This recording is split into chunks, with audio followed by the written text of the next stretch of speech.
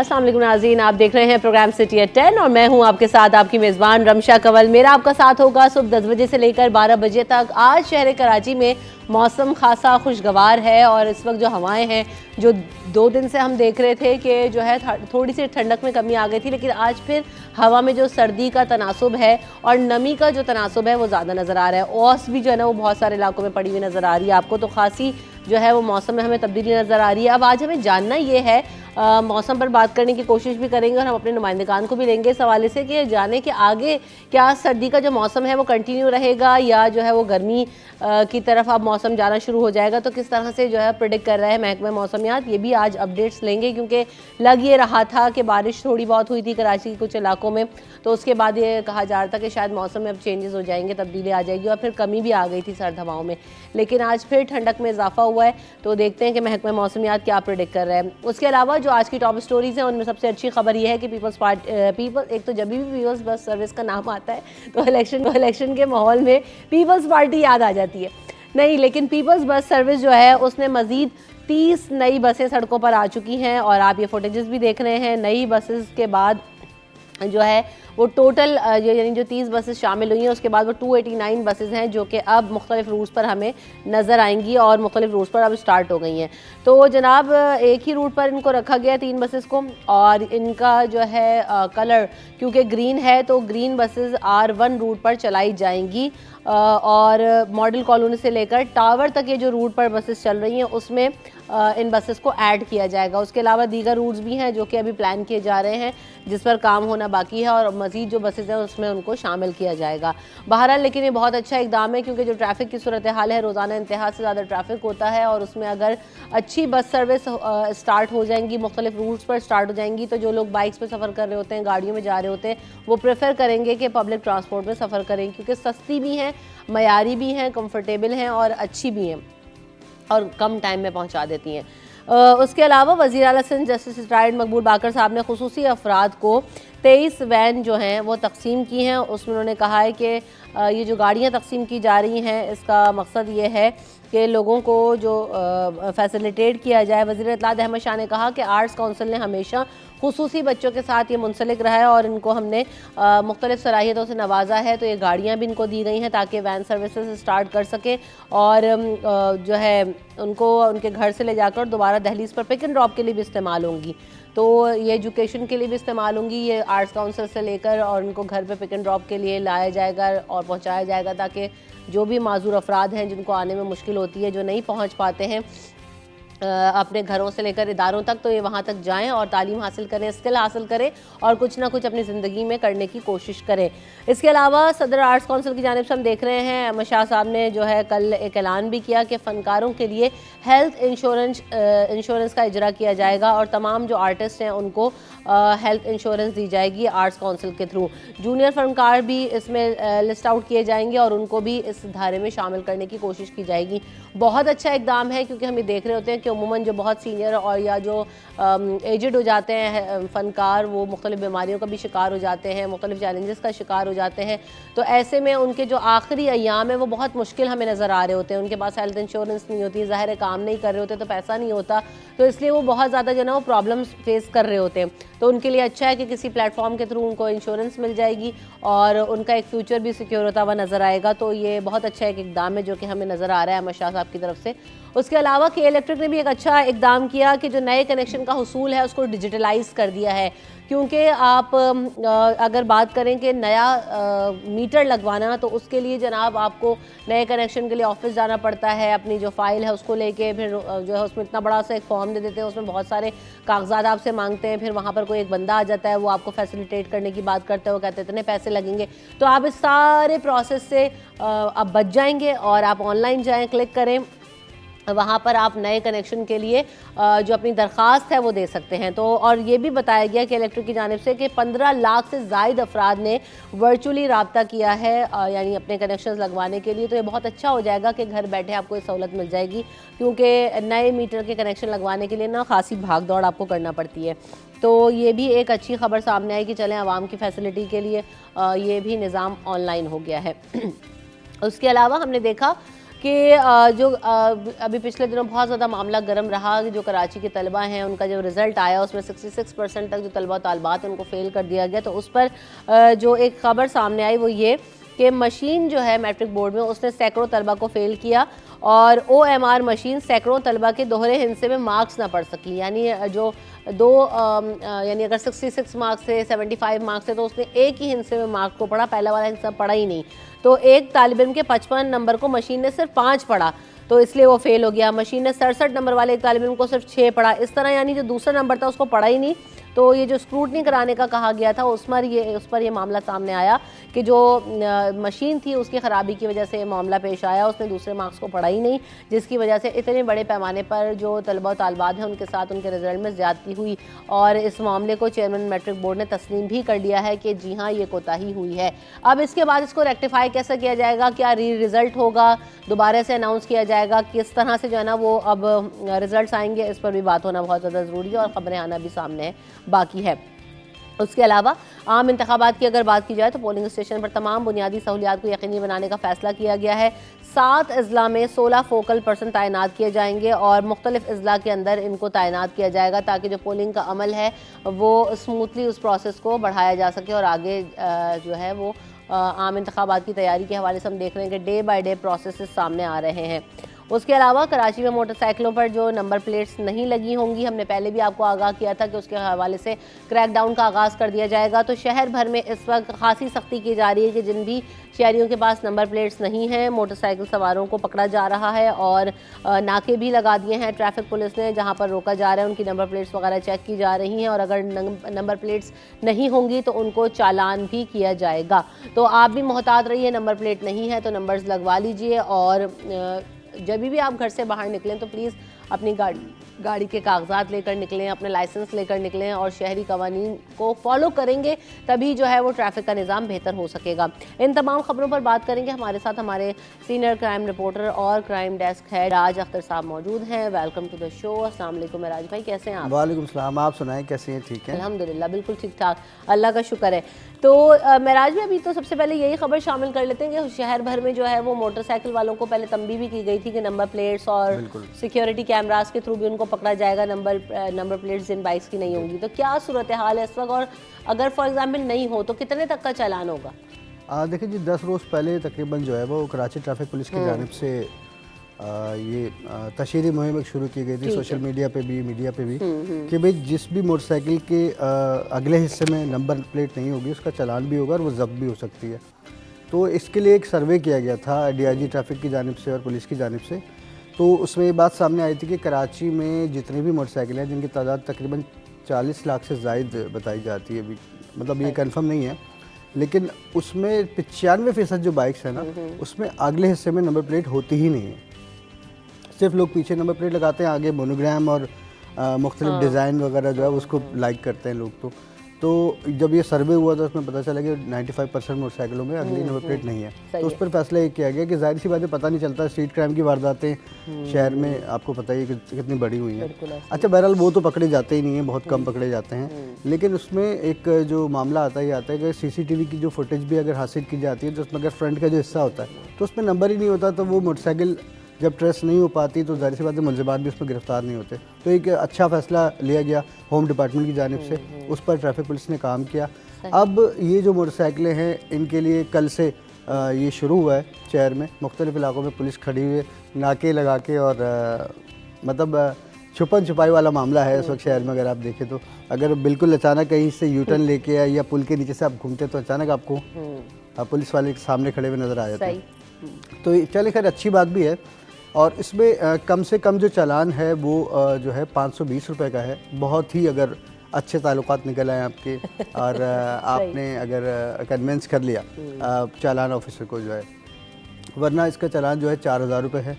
अच्छा जी। और number plate कितने की मिलती है? नंबर प्लेट 800-1000 रुपये की अच्छी नंबर प्लेट मिल जाती है। तो भाई आप देख लें कि बड़ा नुकसान से बचने के लिए आप इसको लगा लें तो ज़्यादा बेहतरी है ना। तो अभी फ़िलहाल पुलिस ने थोड़ा सा हल्कात रखा हुआ है और 520 और 1000 रुपये के चालान जो है ना वो फ़िलहाल किए जा रहे हैं ताकि लोगों में अवेयरनेस आए। अच्छा, लोगों से हमारी बात भी हुई क्योंकि हम ऑन रोड थे, तो पब्लिक से भी हमने पूछा कि भाई जब 10 दिन से सब कुछ चल रहा है, सोशल मीडिया पे भी है, मीडिया पे भी है, तो मज़ेदार बात यह है कि कोई भी इस शख्स ये मानने को तैयार नहीं था कि हमें पता है। वो कह रहे थे हमें पता ही नहीं है, हमें पता ही नहीं है, हमें पहले बता दिया होता तो शायद हम लगवा लेते।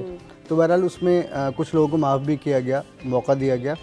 और उसमें साथ साथ पुलिस ने एक और चीज़ की है ऐड कि अगर चालान भी होता है उसके साथ साथ वो बाइक जो है वो जब्त कर लेंगे, अपने पास खड़ी कर लेंगे, जब तक वो शख्स जिसकी बाइक है वो अपनी नंबर प्लेट दूसरी बनवा के लेकर नहीं आता और पुलिस के सामने नहीं लगाता, जब तक उसको मोटरसाइकिल वापस नहीं की जाएगी। ठीक है, मतलब वो ये ना डंडे के जोर पे इस मुल्क में काम कराना पड़ता है, तो बेहतर है चले। ऐसा ही है, ऐसा ही है, क्योंकि कोई भी इस तशहीरी मुहिम से किसी ने भी जो है ये नहीं सोचा कि वो नंबर प्लेट लगवा ले।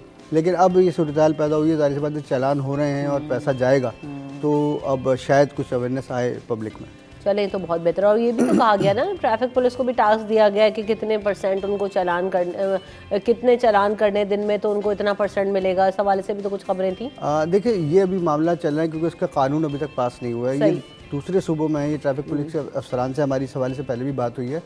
तो दूसरे जो सूबे हैं हमारे मुल्क में, वहाँ पर ये मामला है कि अगर जो भी चालानी अफसर होता है जो चालान करता है उसमें एक रेशियो उसको मिल जाता है 10% का, 5% का, तो वो फिर बाद में जो है वो 6 महीने में या साल में एक तकरीब में उसको टोटल करके अमाउंट मिल जाता था।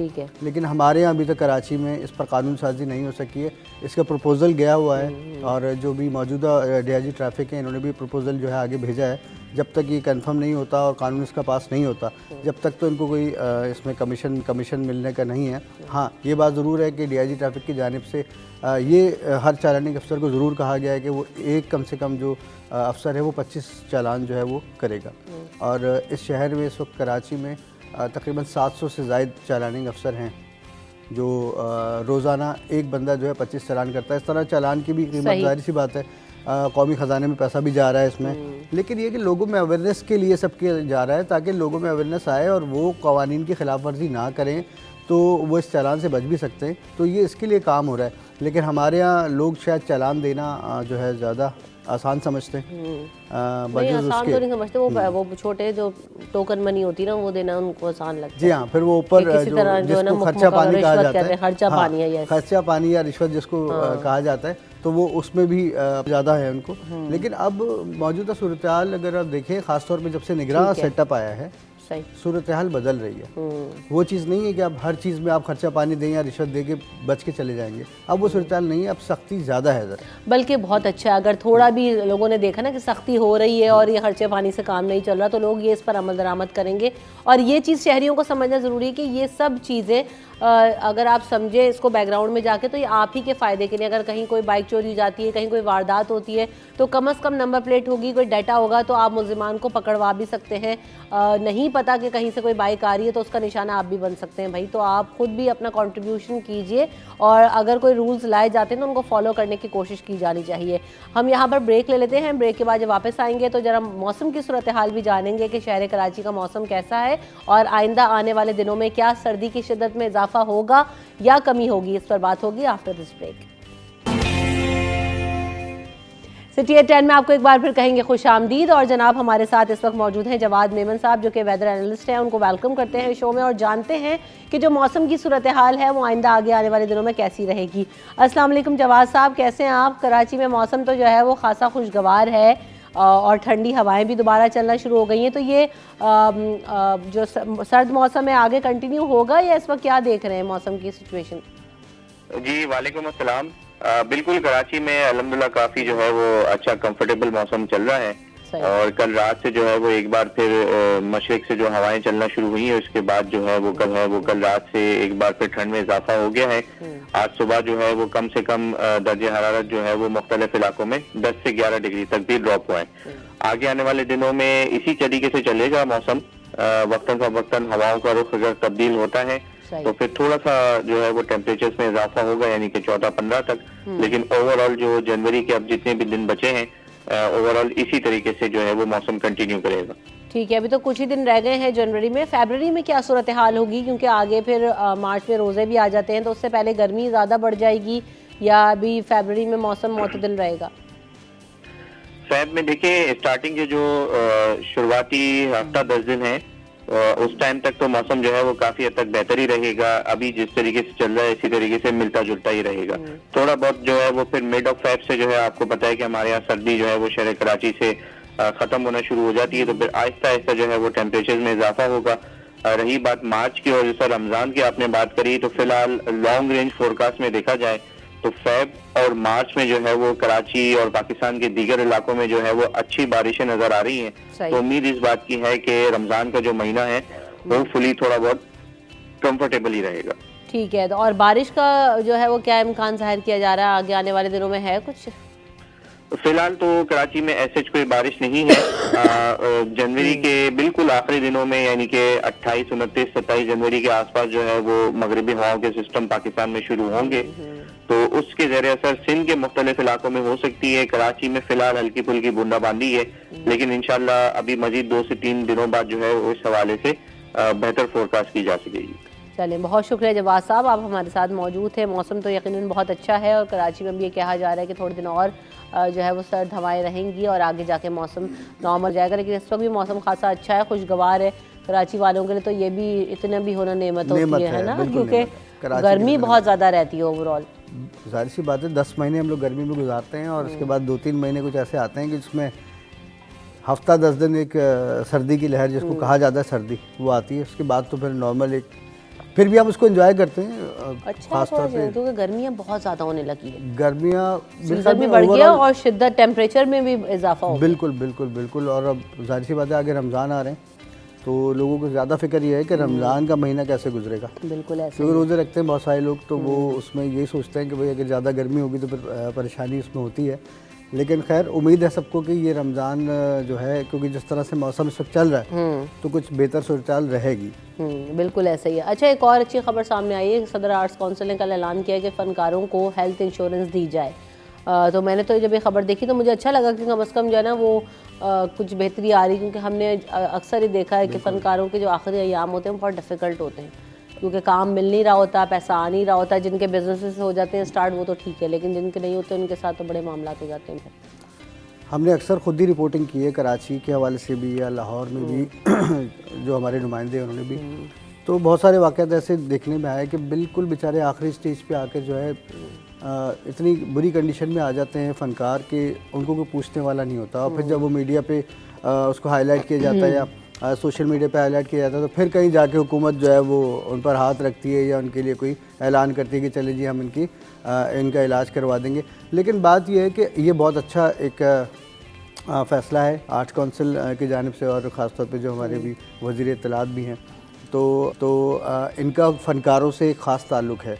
तो जाहिर सी बात है आर्ट्स काउंसिल में सबका आना जाना रहता है, तो इन्होंने ये बहुत अच्छा काम किया कि उन लोगों के लिए काम किया कि जो लोग जब आखिरी अयाम अपने गुजार रहे होते हैं या बूढ़े हो जाते हैं और उनको काम नहीं मिलता, तो जाहिर सी बात है उनके अखराजात कहाँ से होंगे। उन्होंने सारी ज़िंदगी फ़नकारी करके ही पैसा कमाया होता है, और उसमें आखिर में अगर ये सूरत आ जाए कि उनके बच्चे भी उनके साथ ना हों और इलाज करने वाला कोई ना हो, देखने वाला पूछने वाला कोई ना हो, तो उसके लिए बहरहाल बहुत अच्छा इन्होंने जूनियर फनकार भी है जो शामिल करने का कह रहे हैं, लिस्ट आउट किया जाएगा, कोई ना कोई मैकेनिज्म यकीन बनाएंगे। मैंने शाह साहब को कांटेक्ट करने की कोशिश आज की थी, लेकिन वो कोई मसरूफियात में प्रेस कॉन्फ्रेंस वगैरह अभी आज इस हवाले से करने जा रहे हैं। हाँ बिल्कुल, तो वो बिजी तो हो गए, लेकिन हाँ ज़रूर करेंगे एक आध दिन में उनसे बात ना कि क्या तरीका कार होगा, किस तरह से लिस्ट आउट करेंगे, क्योंकि खाली एक्टर एक्ट्रेसेस हैं, म्यूजिशियंस हैं, पेंटर्स हैं, इतने सारे लोग यकीनन होंगे, तो कोई कैटेगरी बनाएंगे या क्या करेंगे ये भी जानना। इनको हेल्थ इंश्योरेंस मेरे ख्याल में दी जाएगी, और इंश्योरेंस के जरिए जाहिर सी बात है जो उनका सालाना और वो जो पेमेंट होती है वो फिर सरकार अदा करेगी। उसके बाद जो है जो भी उनका इलाज होगा।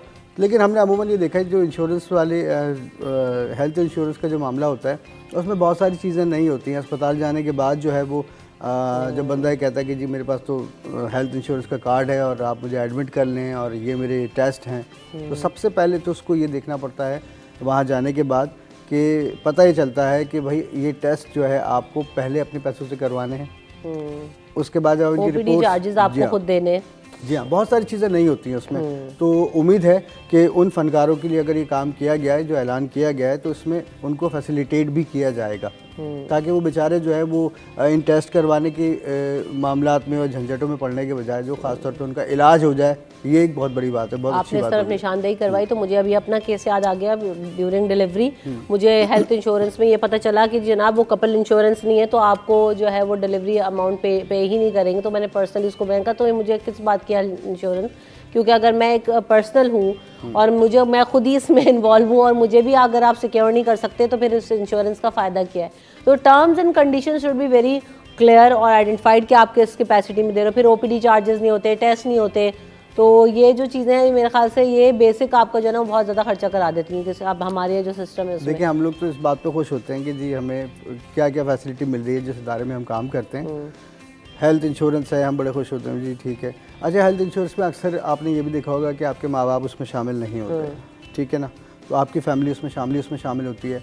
अच्छा, फिर अगर अल्लाह न करे आपको ज़रूरत जब पड़ती है खुशी के या गमी के किसी भी मौके पर हॉस्पिटल आप जाते हैं, तो फिर जाके आपको पता चलता है कि आपके टर्म्स एंड कंडीशन हैं क्या, सही है, क्या क्या फैसिलिटी आपके पास है और क्या नहीं है। तो वहाँ जाके फिर आपको जो है वो बिल्कुल, मैं तो एक्सपीरियंस कर चुकी हूँ ना अभी, तभी तो ये फिर मायूसी भी होती है। उस वक्त बड़ा गुस्सा आता है कि भाई क्या फ़ायदा फिर इस कार्ड का जो हम इतने अरसे से लिए घूम रहे थे, और अब जब हमें इसका मौका आया इसको चलाने का तो उसमें ये प्रॉब्लम आ गई है। एक पॉलिसी मेरे ख्याल से वजह कर देनी चाहिए ना कि चाहे आप प्राइवेट सेक्टर में ले रहे हो या इस तरह से एक हेल्थ इंश्योरेंस पॉलिसी भी एक मॉडल बना दें कि इसी को आपने फॉलो करना है, तो ताकि लोगों को पता हो कि वो भले प्राइवेटली कर रहे हैं या ऑर्गेनाइजेशंस कर रही हैं, कम से कम अगर इंश्योरेंस करना है, फैसिलिटी देनी है तो आप ढंग से दें, वरना इसका कोई फ़ायदा नहीं है। बहरहाल, लेकिन एक और चीज़ यहाँ पर ऐड कर लें महराज भाई कि सहाफ़ियों की हेल्थ इंश्योरेंस का क्या मामला है। वज़ीर इत्तलात साहब से ज़रा ये भी तो गुजारिश की जाए कि बहुत सारे सहाफ़ी ऐसे हैं, बहुत सारे कैमरामैन हैं, रिपोर्टर्स हैं, अखबार से रिलेटेड सहाफ़ी हैं, टीवी से रिलेटेड हैं, जिनको ज़रूरत होती है फैमिलीज़ के लिए भी, और बहुत ही कस्म पुर्सी के भी हमने हालात में देखा है उनको ज़िंदगी गुजारते हुए। तो उनकी इंश्योरेंसेस का क्या हुआ? प्रेस क्लब में कोई मामला है या गवर्नमेंट की तरफ से या इंफॉर्मेशन मिनिस्ट्री या कल्चरल मिनिस्ट्री, कोई तो मिनिस्ट्री इनको गैदर करती हो? बिल्कुल, ये पाइपलाइन में चल रहा है अभी मामला, बहुत अरसे से चल रहा है, बहुत अरसे से चल रहा है। अच्छा, देखिए, एक बात ये भी है कि तो हमारी सरकार की हालात सबको मालूम है, जो हमारी गवर्नमेंट्स बनती हैं और जो उनका आखिर तक रोना रहता है, जब उनका टाइम पूरा हो रहा है जब भी रो रहे होते हैं, और जब उनका टाइम चल रहा होता है जब भी रो रहे होते हैं, तो वो उसकी भी नज़र हो जाता है कुछ। लेकिन जाहिर सी बात है अब सहाफ़ियों के लिए भी देखना चाहिए इनको कि भाई जाहिर सी बात है अब जो अखबारात से वाबस्ता लोग हैं, अच्छा उसमें छोटे अखबार भी हैं, बड़े अखबार भी हैं, बड़े चैनल्स हैं, छोटे चैनल्स भी हैं, तो कहीं तो लोग सर्वाइव आराम से कर जाते हैं। लेकिन बहुत सारी जगहों पर हमने ये देखा है, हमारे अपने साथियों में ऐसे लोग शामिल हैं, हमारी जो क्राइम रिपोर्टर एसोसिएशन है उसमें बहुत सारे ऐसे लोग शामिल हैं कि आप यकीन कीजिए कि इस वक्त देखें सेहत के जो मामलात हैं और ये जो अस्पतालों के मामलात हैं, ये बहुत ज़्यादा महंगे हो गए, बहुत ज़्यादा महंगे हो गए। एक छोटी चीज़ का टेस्ट जो है वो भी बहुत महंगा है। तो उसके लिए जो बेचारे इसको कवर नहीं कर पाते हैं, वो फिर NGO से रब्ता करते हैं, वो उनकी हेल्प करती हैं। तो सरकार को इस पर चाहिए कि थोड़ी संजीदगी का मुजाहरा करे और कम से कम जो सहाफ़ी जो उनकी रिपोर्टिंग करते हैं, जो उनको हमेशा मंजर पर रखते हैं, तो उनके लिए कम से कम इतना तो करें कि वो उनके जो दुख के मामलात हैं और बीमारी के मामलात हैं उसमें वो सर्वाइव कर सकें। सिटी टू सिटी वाइज देखें, अगर हम जाहिर सी बात है कराची की बात करते हैं, हम यहाँ से T21 पर, तो इतने बहुत ज़्यादा भी सहाफ़ी नहीं है कि आप उनको स्ट्रीमलाइन नहीं कर सकते। आप कैटेगोरिकली करें, आप ये देखेंगे कौन सीनियर रिपोर्टर्स हैं, उनकी तनख्वाहें देख लें। आना आजकल कोई मुश्किल काम नहीं है, प्रेस क्लब के थ्रू या किसी एक के भी थ्रू आप मंगा सकते हैं, और उसमें आप देखेंगे जो इस वक्त देख रहे हैं आपके 35-40 हज़ार रुपये से लोग जिनकी कम तनख्वाहें हैं, आप उनको पहले फैसिलिटेट करना शुरू कर दें। एक फ़ेज़ में करें, दूसरे फ़ेज़ में करें, एंड देन फिर आप 3-4 फेजेज़ में ला के लोगों को इस धारे में ला सकते हैं। कोई इतना बड़ा काम नहीं है, इतना मुश्किल काम नहीं है, लेकिन वही वाली बात है कि नियत हो तो किया जा सकता है। मुझे दे दें एक आध दफ़ा ना मिनिस्ट्री कोई कुछ आसानी हो जाएगी। अच्छा है, हाँ, आपको अगर मिल जाए तो हो सकता है सहाफ़ियों के लिए कोई काम हो जाए। नहीं, बिल्कुल होना चाहिए, क्योंकि ना आप यकीन करें बहुत मुश्किल हालात में लोगों को देखा है। अखबारात में सहाफ़ी ऐसे हैं जिनकी तनख्वाह अभी भी 25,000 रुपये और 20,000 रुपये है। वो किस तरह से अपनी ज़िंदगी की गाड़ी को जो है वो धकेल रहे हैं और कितनी परेशानियों में गुजारा कर रहे हैं। क्योंकि अभी मुझे कल परसों ही पता लगा कि 1-2 अखबार बंद हुए हैं। हाँ। तो वो जो सहाफ़ी हैं जिसमें रिपोर्टर्स भी हैं और दीगर एडिटर्स वगैरह भी हैं, वो अब बेचारे इधर उधर कहीं PR एजेंसीज़ में कहीं जो है ना वो अपने आप को रिक्रूट करा रहे हैं ताकि जो है खपत हो सके। क्योंकि अब आप ये देख रहे हैं कितना बड़ा गैप भी आ रहा है, या तो वो सब ऑनलाइन मीडियम पे जाएं, TV में आप जो है वो ज्वाइन करें, ऑनलाइन मीडिया की तरफ जाएं, डिजिटल प्लेटफॉर्म्स पे जाएं। तो ये भी है कि अब एक ट्रांजिशन का फेज़ है, उसमें लोगों को सीखना होगा। सहाफ़ी के साथ एक मसला और है। हाँ। मैं ऐसे रिपोर्टर की बात कहूँगा कि वो इसके अलावा कुछ नहीं कर सकता। पैशन है ना उसका। हाँ। उसका पैशन है, और उसने सारी ज़िंदगी अगर एक बंदे ने 20 साल 25 साल इस चीज़ को दे दिए हैं, तो उसके बाद वो कोई किसी और कारोबार में इन्वॉल्व नहीं हो सकता, कोई तजुर्बा नहीं है उसको, एक ही काम कर सकता है। तो सारी दुनिया में फैसिलिटेट किया जाता है, हमारे यहाँ भी किया जाता था, लेकिन गुज़िश्ता हम देख रहे हैं कि 5 सालों में इसमें बहुत ज़्यादा कमी कई सालों से सुन रहे हैं कि हेल्थ इंश्योरेंसेज हो जाएंगी, प्लॉट्स दिए जाएंगे सहाफ़ियों को, उस पर भी एक फेज़ आया, उसके बाद फिर क्या हुआ कुछ नहीं पता। लेकिन बहरहाल ये होना चाहिए क्योंकि तमाम ही सेक्टर्स में आप देखते हैं कि फैसिलिटीज़ मिलती हैं, तो वाई नॉट हियर। लेकिन मैं यहाँ पे ब्रेक ले लेती हूँ, ब्रेक के बाद वापस आएंगे, कुछ मज़ीद खबरें भी शामिल करेंगे।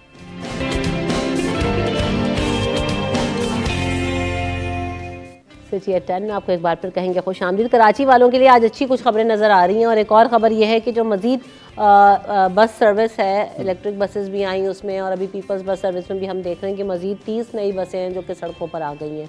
तो जो इनका रूट है ये R1 जो रूट पे ऑलरेडी बसेस चल रही हैं, यानी मॉडल कॉलोनी से लेकर टावर तक जो बसेस जा रही हैं, अभी उसमें उसी को ऐड किया गया है क्योंकि वहाँ पे ग्रीन बसेस शायद चल रही हैं। वैसे वो तो लाल हैं, इनका कलर चूंकि ग्रीन है, लेकिन उन्होंने उस रूट पे डाल दिया। समझ नहीं आई मुझे बात, ये क्या मामला है। चले भाई, दोनों बातों में से एक बात लेकिन वैसे मुझे ये कि अब नए रूट्स लाने चाहिए, नए रूट्स लाने चाहिए। नए रूट्स के लिए देखिए हमारे यहाँ एक तो सबसे बड़ा मसला ये है कि सड़कें हमारी वही हैं, ठीक है, गाड़ियाँ बढ़ती जा रही हैं, लीजिंग वाले मामलात की वजह से मोटरसाइकिलें, कारें पहले इतनी बड़ी तादाद में सड़कों पर हैं। अब उसके साथ साथ जाहिर सी बात है, ये बस एक देवकल बस है, बहुत अच्छी है, माहौल दोस्त भी है, बहुत अच्छी है। अब ये भी सड़क पे आएगी, ट्रैफिक के मामला तो हमारे वो रहेंगे, लेकिन कम से कम इतना तो होगा कि लोग जो हैं, देखिए दूसरे ममालिक में हमने ये देखा है कि भाई वहाँ पर लोग अपनी गाड़ियाँ खड़ी करते हैं और अगर अच्छी बस सर्विस उनको मिल रही है या ट्रेन सर्विस मिल रही है तो वो उसमें अपने ऑफिस को जाते हैं। हमारे यहाँ एक रुझान ये है कि हमने अपनी गाड़ी में ही जाना है ऑफिस। जब हम सभी अपनी गाड़ी में निकलेंगे और मोटरसाइकिल में निकलेंगे तो भाई ट्रैफिक का तो ये हाल होना है। बहरहाल ये एक बहुत अच्छी खबर है। और अच्छा, यहाँ पे मेराज में रुझान क्यों है, इस पर भी बात करनी है ना, क्योंकि देखिए सिस्टम नहीं था अच्छा। आप दीगर ममालिक से कंपेयर करें, अब आप ये सूट पहन के आप मुझे W11 में लटक के आके दिखाएं तो आपका हुलिया होगा, आप इस काबिल वापस आए बस में? बिल्कुल नहीं होगा, क्योंकि अब जब आप बाहर से आप सफ़र करते हैं तो जैसे गाड़ी में या ट्रेन में या आप बस में बैठते हैं वैसे ही आप उतरते हैं, वैसे ही उतरते हैं। अब खैर इन बसेस में तो अल्लाह का शुक्र है कि बहुत मामलात बेहतर हैं, लेकिन बाकी में ऐसा नहीं था, धूल मट्टी धुआं, और वो बसेस की खुद हालत, कपड़े फट जाते थे ख़वातीन के, वो उसके निकले होते हैं ना, जी, लोहे की चीज़ें, बिल्कुल। तो वो होता ही है बड़ा मसला कि लोग इसलिए प्रेफर करते हैं कि अपनी गाड़ी अपनी बाइक पर, फिर टाइम भी इतना उनका बच जाता है। लेकिन ये है कि अच्छी रूट्स पर आएंगी, अच्छी बसेज होंगी, और मैं तो कह रही हूँ कि भाई अब ओवर जो द रोड है उस पर आप ट्रेन सर्विस या जो है ना कोई आप इस तरह से मोनो रेल टाइप का सिस्टम भी अब आना चाहिए कराची के अंदर। बहुत ज़्यादा भी हम मेट्रोपॉलिटन सिटी है जबकि नहीं है। अच्छा, एक और चीज़ ऐड कर लीजिएगा, इसमें हुआ ये है कि जो बसेस है ना R1 रूट पर जो मॉडल टाउन से टावर तक चल रही है, उस पर इन्होंने ग्रीन बसेस को दे दिया है, और जो रेड बसेस थी ऑलरेडी उनको अलग रूट पे अब स्टार्ट किया जाएगा। अच्छा, तो उसमें देखें रूट उनका बन रहा है या फिर ये नई बसेस आ गई हैं, एक बहुत अच्छा साइन है कराची के लिए, ठीक है। इसमें हम और आप ही फैसिलिटेट होंगे ना, लोगों को आरामदेह और अच्छी सफरी सहूलत मिलेगी, तो जाहिर सी बात है वो अपने उसको इस्तेमाल करेंगे ना, क्योंकि इससे पहले अगर आपने देखा हो कि प्राइवेट सेक्टर जिसमें आया था और उसने जो है वो जो है कोस्टर्स जो है ना वो उसकी सर्विस शुरू की थी, वो भी बहुत पॉपुलर हुई, बिल्कुल बहुत पॉपुलर हुई और बहुत चली भी, लोगों को आसानी हुई ना कि भाई वो कहते थे यार मैं अपनी अगर गाड़ी में आता हूँ मुझे 1000 से 2000 रुपये का फ्यूल लग जाता है, तो अगर मैं 100 रुपये में या 150 रुपये में सफ़र कर सकता हूँ या 300 रुपये में मेरा आना जाना हो जाता है, तो वो बुरा नहीं है। तो बहुत से लोगों ने हमारे अपने ऑफिसेज में भी ये किया, और वो सीट बाय सीट थी, एयर कंडीशन थी, बिल्कुल प्री बुक आप कर लें अपनी सीट, उसमें ये आसानियाँ थी, बिल्कुल। तो लोगों का रुझान है इसकी तरफ। अगर आज ये बसेस आ गई हैं और ये लोग इसको इस्तेमाल करना शुरू करते हैं, यकीन कीजिए ये कम पड़ जाएंगी, क्योंकि लोगों में है ये चीज़। वो जाहिर सी बात है, अगर मैं रोज़ाना 2000 रुपये का फ्यूल खर्च कर रहा हूँ और वही चीज़ मेरी 500 में अगर हो जाएगी तो मुझे भी आसानी होगी। मुझे अब मैं 9 to 5 वाला अगर मुलाजिम हूँ तो मेरे लिए ये आसानी है। अब मैं अगर रिपोर्टर हूँ या सहाफ़ी हूँ तो मेरे लिए थोड़ा सा प्रॉब्लम ये होगा कि मुझे वक्त का कोई अंदाज़ा नहीं है कि मैं कब वापस जाऊँगा और कहाँ से जाऊंगा, बिल्कुल कहाँ से जाऊंगा, तो मुझे ये नहीं पता। लेकिन फिर भी इस शहर को बहुत ज़रूरत थी इस चीज़ की। कई सालों से जो है इस पर काम भी हो रहा था, जोर दिया जा रहा था कि भाई कोई ऐसी सफरी सहूलियात लेके आएँ, और उसमें पीपल्स बस सर्विस जो है वो पहले शुरू हुई, उसके बाद अब ये ग्रीन बस। अच्छा, ग्रीन बस एक दफ़ा पहले भी आई थी CNG के टाइम पे जो है मुस्तफ़ा कमाल साहब के टाइम पे, लेकिन हमने ये देखा कि उसका तो बड़ा असर ख़राब हुआ, वो पड़े सड़ गई और तबाह बर्बाद हो गई। उनका कोई पुरसाने हाल नहीं रहा। बहरहाल ये एक नई बसेस आई हैं, अल्लाह करे कि ये इसी तरह रवा दवा रहें सड़कों पे और ताकि लोग इससे फ़ायदा उठा सकें, क्योंकि हमारे सबसे बड़ा फुकदान सफरी सहूलियात का भी है।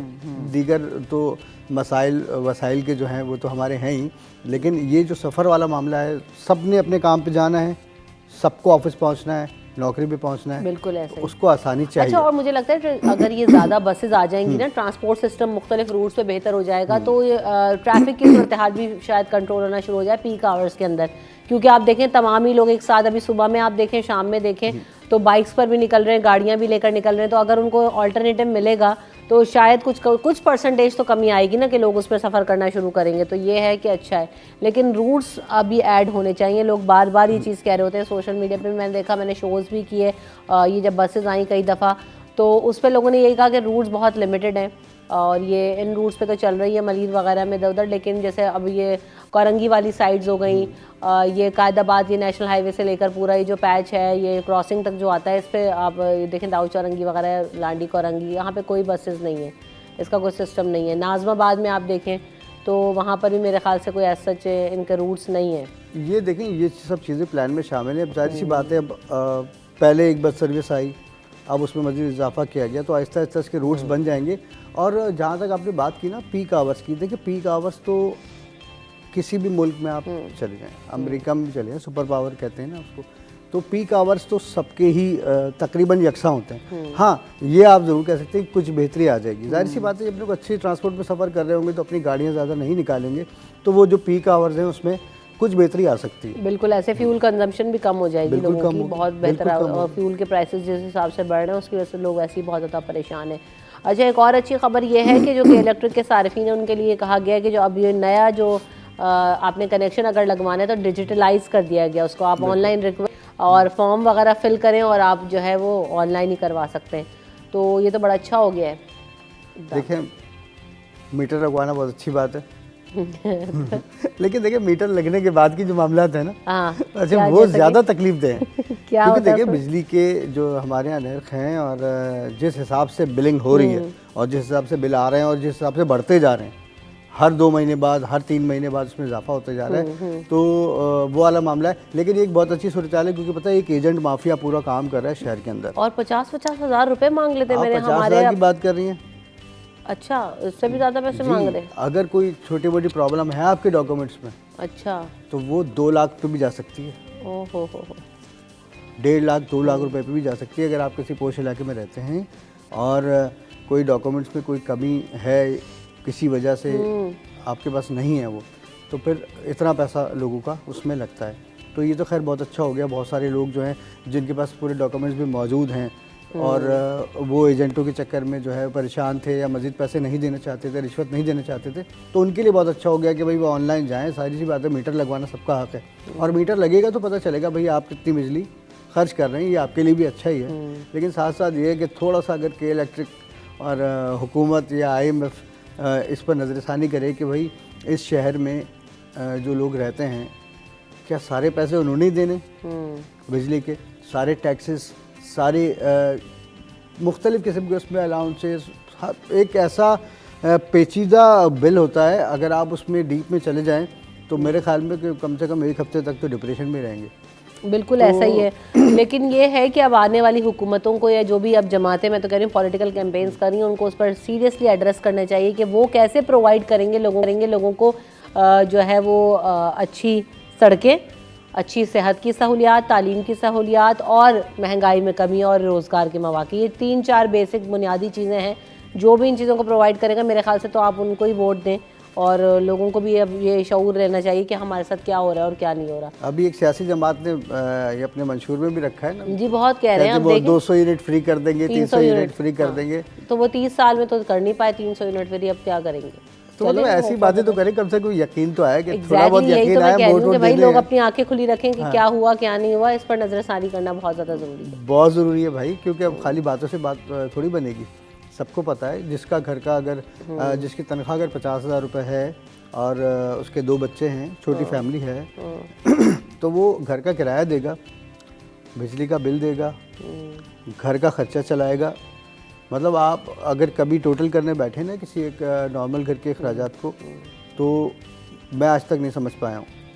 लोग कैसे मैं मैनेज इस चीज़ कर पर रहे हैं आकर रुक जाता हूँ कि वाकई अल्लाह पाक ही चलाते हैं बच्चे मामला। पढ़ रहे होते हैं, मेडिकल कंडीशंस हो जाती हैं, माँ बाप होते हैं, उनकी दवाइयाँ होती हैं, मतलब कितना कुछ होता है आपके भी घर में, है रिलेटिव्स ना? होंगे ऐसे, मेरे भी हैं। बिल्कुल तो मैं खुद हैरान रहता हूँ कि वो एक अगर दुकान पर जॉब करते हैं सेल्समैन की, और उनको कमीशन वमीशन मिला के जो है 40-50 हज़ार रुपये, 60 हज़ार रुपये भी अगर उनको मिलते हैं, तो उसमें वो किराए के घर में किराया भी अदा कर रहे हैं, वो बिजली का बिल भी दे रहे हैं, गैस का बिल भी दे रहे हैं।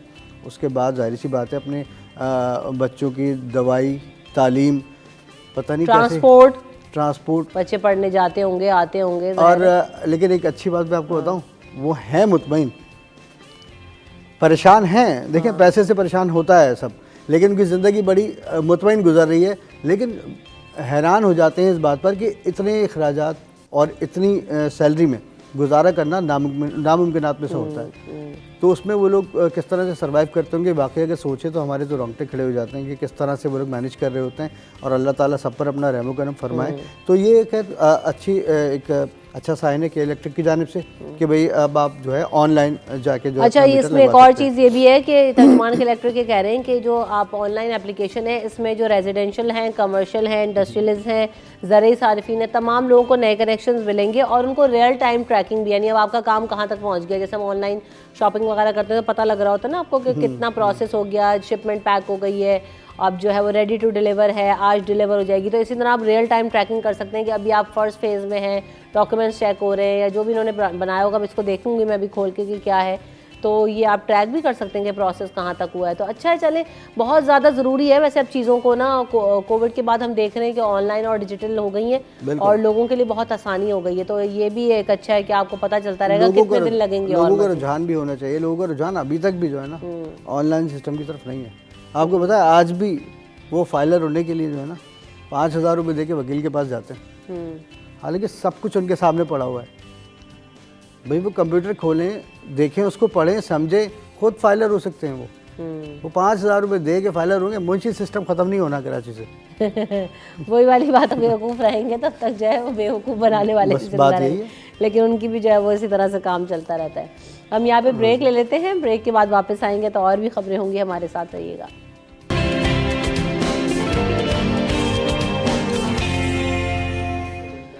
सिटी एट 10 में आपको एक बार फिर कहेंगे खुश आमदीद। और हमने एक और इकदाम देखा, वज़ीर आला सिंध जस्टिस रिटायर्ड मकबूल बाकर साहब ने खुसूसी अफराद को 23 वैन जो हैं यानी गाड़ियाँ तकसीम की हैं मेरा साहब, और उसमें ये कहा गया है कि ये जो गाड़ियाँ हैं ये खुसूसी अफराद के लिए हैं और ताकि ये अपने स्किल्स को जो है वो उभार सकें, तालीम ले सकें।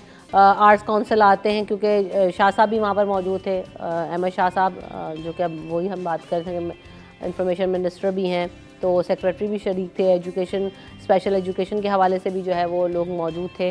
तो ये बताया गया कि जो गाड़ियां हैं वो उनको दी जाएंगी ताकि ये बच्चे आएँ, तालीम हासिल कर सकें और वहाँ पर जो भी अपने कोर्सेज़ में एडमिशन लेना चाहते हैं वो तो ले सकें। एक बात तो मैं आपको ये कहूँ कि बहुत सारी हुकूमतें हमने भी देखी थी अपने होश में, निगरान हुकूमतें, लेकिन आपने एक बात नोट की कि ये जो निगरान हुकूमत इस फेज़ में जो आई है ये सिर्फ डिलीवरी करके जा रही है। बहुत सारी चीज़ें इसने जो जल्दी कर रहे हैं, स्मूथली जो है वो डिलीवर करना शुरू किए हैं पब्लिक को। और पता है आपको, बहुत सारे लोग जो कारोबारी और सनतकार हैं वो तो ये कह रहे हैं कि निगरान सेटअप ही रहने दीजिए, बहुत अच्छा है हमारे लिए, बहुत सारे मामला तो उनके हल हुए हैं। तो इतना अच्छा इन्होंने ये जो है फैसला किया है। देखिए हमारे माशरे में स्पेशल पर्सन्स जो हैं। अच्छा, आप इस तरफ आइएगा, लेकिन इसमें निगरान सेटअप पे आपने जब बात कर दी तो उसमें एक ये भी चक्कर है, वही वाली बात जो भी हम पहले कर रहे थे ब्रेक पे जाने से पहले, कि आप देखें कि जो आपसे सिर्फ वादे और बातें करते रहे वो आगे क्या डिलीवर कर सकेंगे। जिन्होंने इतने बरसा बरस में कुछ डिलीवर नहीं किया, वो चाहे कोई सी भी जमात हो, क्योंकि हमारे पास 2-4 ही ऑप्शन हैं, उन सबको सब आजमा ही चुके हैं। तो अब ये है कि निगरान सेटअप में जो लोग आए वो हाईली न्यू मोटिवेशन के साथ आए, नए फेसेस हमने देखे, तो उन लोगों ने डिलीवर करने की कोशिश भी की और कर भी रहे हैं। तो एक ये भी वजह है कि वो जो है ना वो नए लोगों का शामिल होना, हम कहते हैं ना बार बार के ज़रूरी है, तो ये न्यू फेसेस ने काम कर दिखाया है, ये काम कर दिखाया। अब आप सोचिए ना कि जो 5 साल में काम नहीं हुए वो 3 माह में कैसे हो रहे हैं। बिल्कुल ऐसा ही, मतलब इसका मतलब है वो हो सकते थे ना, पॉसिबल थे, तो अब भी तो हो रहे हैं ना। तो अगर इसी तरह हुकूमत अगर चलती रहे और अच्छे काम करते रहे तो क्या है कि हम लोग भी बेहतर की जानिब जा सकते हैं। तो 23 गाड़ियाँ अगर इनको दी, खैर तादाद तो बहुत कम है, क्योंकि हमारे माशरे का हिस्सा हैं वो स्पेशल पर्सन जो हैं या किसी वजह से माजूर हैं या पैदाइशी माजूर हैं तो माशरे का हिस्सा। अल्लाह ताला ने उनको भी इंसान ही बनाया है, तो उनके लिए बहुत अच्छा इन्होंने फ़ैसला किया है। ठीक है, उनको फैसिलिटेट करना चाहिए, क्योंकि जहाँ इस माशरे में हमारा और आपका सफ़र करना एक अजाब से कम नहीं होता, उसमें एक माजूर शख्स का या स्पेशल पर्सन का सफ़र करना, अगर उसको आप सोचें तो मतलब उसको कितनी परेशानी होती होगी। बिल्कुल ऐसा ही है। तो अब ये देखिए कि कितना अच्छा इन्होंने इस बारे में सोचा, किसकी राय होगी ये, बहरहाल उसको भी दुआएं मिलेंगी और जिसके दौर में ये काम हो उसको भी दुआएं मिलेंगी, और यकीन करें कि वो लोग इनको जो है दुआएं देंगे, क्योंकि उनके कुछ तो मसाइल हल होंगे। और देखिए उसमें ये भी होगा ना कि जब बच्चे आएंगे, ये माजूर बच्चे या स्पेशल एजुकेशन जो हासिल करते हैं, उस आप चाहे आप स्किल सीख रहे हो, कोई डिग्री कर रहे हो, जो भी करने आप आ रहे हैं, फिर वो जब पढ़ लिख जाएंगे, काम सीख जाएंगे, तो ये भी उसी वर्क फोर्स का हिस्सा बन जाएंगे और माशरे में अपना कंट्रीब्यूशन करेंगे, अपने लिए भी कुछ कर सकेंगे, अपने आप को भी डेवलप कर लेंगे, किसी के ऊपर डिपेंडेंट नहीं होंगे। तो ये सिर्फ एक पिक एंड ड्रॉप सर्विस नहीं होगी, ये लाइफ चेंजिंग फैसिलिटी होगी। बिल्कुल ऐसा ही है, जाहिर सी बात है वो कुछ इसमें सफ़र करेंगे, जाएंगे, पढ़ेंगे, लिखेंगे या अपने जो भी कोर्सेज हैं वो करेंगे, अपने मामला देखेंगे, तो एक माशरे का बेहतर फ़र्द बन सकेंगे, माशरे का हिस्सा बन सकेंगे, अपनी फैमिली को सपोर्ट कर सकेंगे। तो बस इससे बड़ी बात और क्या हो सकती है। तो ये तो बहुत दुआओं वाला काम किया इन्होंने, और ये होना भी चाहिए था, क्योंकि हमारे यहाँ वाकई स्पेशल पर्सनस को जो है और माजूरों को बिल्कुल नज़रअंदाज कर दिया जाता है। यहाँ तो हाथ पाँव वालों को नज़रअंदाज कर दिया जाता है। बिल्कुल ऐसा ही भाई इस शहर में, हम तो चलो पूरे मुल्क की भी बात नहीं कर रहे, इस शहर में कितने ऐसे लोग हैं जो आज भी बेरोज़गार, बेयारो, मददगार और मोहताजी की ज़िंदगी गुजार रहे हैं ना। तो अब इनके लिए अगर ये काम किया है तो बहुत अच्छा काम किया है इन्होंने, तेज़ गाड़ियाँ कर दी हैं और मज़ीद इसको बढ़ाना चाहिए। लेकिन एक बार फिर यही कहूँगा कि अगर 3 महीने में और 4 महीने में निगरान सेटअप इतने सारे काम कर सकता है, बहुत अच्छे अच्छे काम हुए हैं, तो जो आने वाली हुकूमत है वो भी ये बाआसानी कर सकती है। सही। तो एक और चीज़ हम देख रहे थे, उसको डिस्कस करना बहुत ज़्यादा ज़रूरी है। मेरा सब आपने भी देखा तलबा तालिबात के साथ हुआ, कितना ज़्यादा नुकसान हो गया। मैट्रिक इंटर बोर्ड में जब रिज़ल्ट आ रहा है, मैट्रिक का रिज़ल्ट आया, उसमें भी देखा फर्स्ट ईयर वालों का भी ये कंप्लेन रही कि ये जो हमारे मार्क्स हैं वो इतने कम कर दिए। वो एक हिस्सा मशीन ने पढ़ा ही नहीं और 5-5 नंबर देकर फेल कर दिया, 6-6 नंबर, यानी 56 है तो 6 पढ़ लिया, 5 पढ़ा ही नहीं, तो ये रिजल्ट आ गया। बहरहाल वो मान तो लिया है चेयरमैन मैट्रिक बोर्ड ने। अब ये होगा क्या, क्या दोबारा से रिजल्ट अनाउंस करेंगे, क्या करेंगे, और ये बच्चों के पूरे पूरे फ्यूचर दाव पे लग जाते हैं। रमशा देखें, हम जिस माशरे में रह रहे हैं ना, मैं इसको क्राइम कहूँगा, ये गलती नहीं है। अच्छा, ये इशू भी तलबा तालिबात ने रेस कर लिया तो ये सामने आ गया, वरना अगर एक्सेप्ट करके बैठ जाते, जाहिर सी बात है, अगर एहतजाज नहीं करते, बाहर नहीं निकलते, अपने हक के लिए आवाज़ बुलंद नहीं करते, तो ये भी अपनी गलती नहीं मानते। बिल्कुल इतनी बड़ी बात है कि आप इतने जदीद शहर में, इस जदीद दौर में इतनी बड़ी गलती हो गई, उसको आपने एक्सेप्ट कर लिया, चलें अच्छी बात है, एक्सेप्ट तो कर लिया, लेकिन ये मतलब सोच सकते हैं, मतलब अगर ये ख़बर जब बाहर निकल रही होगी ज़राया अबलाग से, तो दूसरे मुल्क वाले कैसे अपने क्या सोच रहे होंगे हमारे बारे में, हम लोग कौन हैं और किस तरह से और किस दौर में और कैसी गलतियां कर रहे हैं हम लोग। तो बहरहाल इस चीज़ पर नज़रसानी की ज़रूरत है। इससे एक तो ये होता है कि भाई जाहिर सी बात है, वो 9th के मैट्रिक के बच्चे थे या इंटर के जो बच्चे हैं, तो उनके जहनों पे क्या असर पड़ेगा कि भाई हमारे सरकार का मामला ऐसा है। ट्रॉमेटाइज हो गए। अच्छे पढ़ने वाले बच्चे के अगर 5 नंबर आ जाएं तो वो उसका क्या हाल हो, तो 2 नंबर पे बैठ के रो रहा होता है। मैंने बच्चों को देखा कि मुझे जो है वो 80 मार्क्स क्यों आ गए, मुझे 90 आने चाहिए थे। जो अच्छे बच्चे पढ़ते हैं उनको पता होता है कि हमने कितना डिलीवर किया। बिल्कुल तो उसमें अगर उनके 5-6 नंबर आ गए होंगे तो पागल हो गए होंगे, जाहिर सी बात है, वो ट्रॉमेटिक सिचुएशन में चले गए स्टूडेंट्स। तो आप समझते हैं कि ये गलती, इसको गलती कहा जाए? नहीं, आप तो क्राइम कह रहे हैं, सही कह रहे हैं, क्योंकि ये प्रॉपर इन्वेस्टिगेशन होनी चाहिए और कोई को नहीं चाहिए। इतना बड़ा ब्लेंडर के आप बच्चों के मुस्तकबिल से खेल गए, जहनों से खेल गए, नफसियाती तौर पर वो कितने दबाव में आए होंगे। कितने बच्चे ऐसे होते हैं, हसास बच्चे भी होते हैं ना उसमें, बिल्कुल ऐसे ही नफसियाती दबाव में आए होंगे बच्चे। बहरहाल इसको बेहतर करने की ज़रूरत है कि तालीम का ही निज़ाम हमारे यहाँ जो है महकमा तालीम का ऐसा होगा, तो फिर तो अल्लाह ही हाफिज़ है। आगे जो दौर आने वाला है या जो चल रहा है, तो उसमें तो तालीम के बगैर तो वैसे भी गुजारा नहीं है, और हमारे महकमे तालीम का ये हाल है, तो बस अल्लाह ही ताला चलाने वाले। बिल्कुल। और अब ये है कि चेयरमैन मैट्रिक बोर्ड ने ये जो मशीन की गलती है उसको तस्लीम तो किया है, लेकिन अब ये है कि फर्दर इन्वेस्टिगेट करना चाहिए तमाम चीज़ों को और इसका सोल्यूशन लाना चाहिए कि स्टूडेंट के जो मसाइल है या जो उनका रिजल्ट ख़राब आया है इसका हल क्या होगा फौरी तौर पर अनाउंस करें, क्योंकि वाकई स्टूडेंट्स और वालिदैन बहुत ज़्यादा परेशान हैं और काफ़ी ज़्यादा इस चीज़ों को रेज़ भी किया जा रहा है इशू को, तो उसको रिजॉल्व होने की ज़रूरत है। थैंक यू सो मच महराज अख्तर साहब, आपने वक्त दिया, आपकी आमद का शुक्रिया।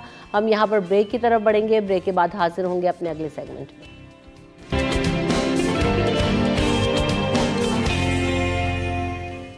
सिटी एट 10 में आपको एक बार फिर कहेंगे खुश आमदीद, और आज ऐसे टैलेंट से आपकी मुलाकात करवा रहे हैं। हमने देखा, आपको कुछ दिन पहले बताया भी था कि नेशनल स्नूकर चैंपियनशिप होने जा रही है और उसके विनर जो हैं वो आज हमारे साथ मौजूद हैं। अरजद इकबाल साहब, वेलकम टू द शो। अरजद, सबसे पहले तो आपको बहुत बहुत मुबारकबाद कि आप जो है वो नेशनल चैंपियन बने हैं, स्नूकर चैंपियनशिप आपने जीती है। कैसा लग रहा है आपको इस विक्ट्री के बाद?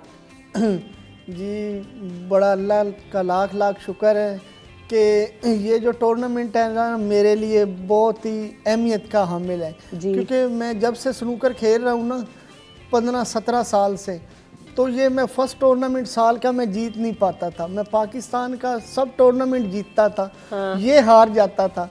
तो आज अल्लाह का क्या शुक्र वजह थी भाई हार जाते थे? बस वो प्रेशर आता था। फाइनल 5-6 दफ़ा तो मैं इस चैंपियनशिप का मैं फाइनल हार चुका हूँ। अच्छा। तो आज जो मैं कल जो टूर्नामेंट ये मैं जीता हूँ, तो इसके बाद मैं पाकिस्तान के जो सारे टाइटल है ना जी, टूर्नामेंट जितने भी हुए आज तक वो मैं जीत चुका हूँ। जबरदस्त। तो ये कंप्लीट हो गया, आपने चैलेंज लिया हुआ था खुद का कि ये जीतना है। बस जी, जिस दिन अल्लाह की तरफ से मंजूरी होती है, इंसान अपनी कोशिश तो करता है, जब अल्लाह ने चाहना होता है, इज्जत देनी होती है, तब भी अल्लाह ताला देता है। बिल्कुल ऐसा ही है। तो आपने बताया कि आप वर्ल्ड चैंपियन भी रहे 2019 में, उसके अलावा इंटरनेशनल चैंपियन भी रहे, 2020 में गोल्ड मेडलिस्ट हैं आप, एशिया सार्क चैंपियनशिप में गोल्ड मेडलिस्ट हैं। तो ये तो बहुत बड़ी बड़ी चैंपियनशिप्स हैं जो कि आपने जीती हुई हैं। जी बिल्कुल, अल्लाह का लाख लाख शुक्र है। मैं जब खेलता था तो छोटा था, तो मैं स्कूल में जाता था, तो मुझे बड़ा शौक़ था, तो मेरे अंदर बड़ा ना टैलेंट था। तो मैंने कहा ये रंग बिरंगी गेंदों वाला ये खेल कौन सा है। जब ब्रेक टाइम हुआ स्कूल से, तो ये देखी गांव में, मैं गांव से हूँ, सरगोदा का एक बड़ा खूबसूरत गांव है, आपको पता है वहाँ की सरगोदा की सुकात किन्नू है, तो अभी किन्नू ठंडा चल रहा है उधर। तो गांव में ये टेबल आई, तो मैंने देखा ये रंग बिरंगी वाली गेंदों वाली गेम ये कहाँ आ गई गांव में। तो वहाँ से स्टार्ट हुआ। आज अल्लाह का शुक्र है आपके सामने हूँ, वर्ल्ड चैंपियन हूँ। अगेंस्ट मैंने आपके चैनल से बता रहा हूँ कि मैंने इंडिया को शिकस्त दी है वर्ल्ड चैंपियनशिप में। जो उनका जो टॉप खिलाड़ी है ना, उसको शिकस्त दे के वर्ल्ड चैंपियन हम लोग बने हैं। उसके बाद फिर सार्क चैंपियनशिप का गोल्ड मेडलिस्ट हूँ। उसके बाद इंटरनेशनली मैं चैंपियन बना हूँ। फिर मैं प्रोफेशनल खेला हूँ, जो इंग्लैंड में जो दुनिया के टॉप प्लेयर खेलते हैं उनमें मेरा शुमार है। और मैंने बड़ा अच्छा परफॉर्म किया वहाँ पे, पाकिस्तान का नाम पूरी दुनिया में निकाला है, परचम बुलंद किया है वहाँ पे यूके में। तो आज अल्हम्दुलिल्लाह मैं पाकिस्तान का फेमस प्लेयर हूँ। ज़बरदस्त। नहीं, ये तो अंदाज़ा ही हो रहा है क्योंकि जितनी बड़ी बड़ी चैंपियनशिप्स आपने जीत चुके हैं। तो ये बताइए कि आपने जैसे बताया कि गांव में वो रंग बिरंगी गेंदों का एक खेल आया, तो बड़ा उसने इंस्पायर किया आपको। फिर कैसे इसको सीखा, कहाँ प्रैक्टिस किया, और क्या किसी एसोसिएशन के साथ जुड़े कि जो आपको बताए, आगाह करे कि भाई कौन सी चैंपियनशिप कब होनी है, कहाँ आपने जाना है, पार्टिसिपेट करना है? कुछ अपने जर्नी के बारे में बताएं। जी, मैं बेसिकल गाँव से था, तो मैं जब सरगोदा तकरीबन 3-4 किलोमीटर दूर है मेरे गांव से, तो वहाँ से मैं एक क्लब के अंदर मैंने जॉब की, काम करना शुरू किया। वहाँ पे मेरे उस्ताद जी होते थे मोहम्मद सजाद साहब, वो अच्छे प्लेयर थे, उनके साथ उनको रिस्पेक्ट देता था, उनको मैं मतलब उनकी बॉलें निकालता था। जब एक दिन मैंने इतनी बॉलें निकाली, इतनी, मैंने कहा एक शॉट मुझे भी आप खेलने दे। तो उन्होंने कहा चलो आपकी 2 शॉटें एक मेरी शॉट। तो वो जो एक शॉट थी, उससे मैं आज आपके सामने हूँ, वर्ल्ड चैंपियन हूँ। आज अल्लाह ने मुझे इज्जत दी। ज़बरदस्त।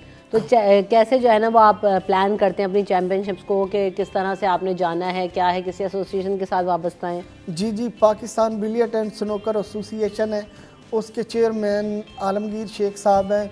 उनका बड़ा अहम रोल है पाकिस्तान स्नूकर में, क्योंकि जब भी वो कोई फैसला लेते हैं ना, स्टैंड लेते हैं, तो वो एक खिलाड़ी के लिए बड़ा अच्छा होता है, मैसेज होता है कि वो जो भी खिलाड़ी आगे लेके आते हैं वो ज़्यादातर चैम्पियन ही बनता है। वो मतलब उनकी कोशिश यही होती है कि पाकिस्तान के लिए वो आगे प्लेयर जो भी आए, जूनियर आए, सीनियर आए, इतना अच्छा आए ताकि वो पाकिस्तान में एशिया कप खेलने जाए या वर्ल्ड चैम्पियनशिप खेलने जाए, इतना टैलेंट हो कि वहाँ पे जीते और पाकिस्तान का नाम रोशन करे। प्रोफेशनली कितना लोग इसको देख रहे हैं, या ट्रेनिंग्स लेनी पड़ती हैं, या खेल खेल के ये खेल आप जो है ना ग्रूम करते हो अपना? ये पूरी दुनिया में पाकिस्तान इस टाइम स्नूकर बिजनेस में पहले नंबर पे जा रहा है, आपके चैनल से मैं बता रहा हूँ। उसके बाद यूके है। अच्छा। यूके में इसकी बड़ी वैल्यू है स्नूकर की। उसके बाद पाकिस्तान में तो इस तरह टैलेंट भरा पड़ा है ना, आप समझ लें कि क्रिकेट में एक बाबर आजम है, हमारी स्नूकर में 10 से 15 बाबर आजम है।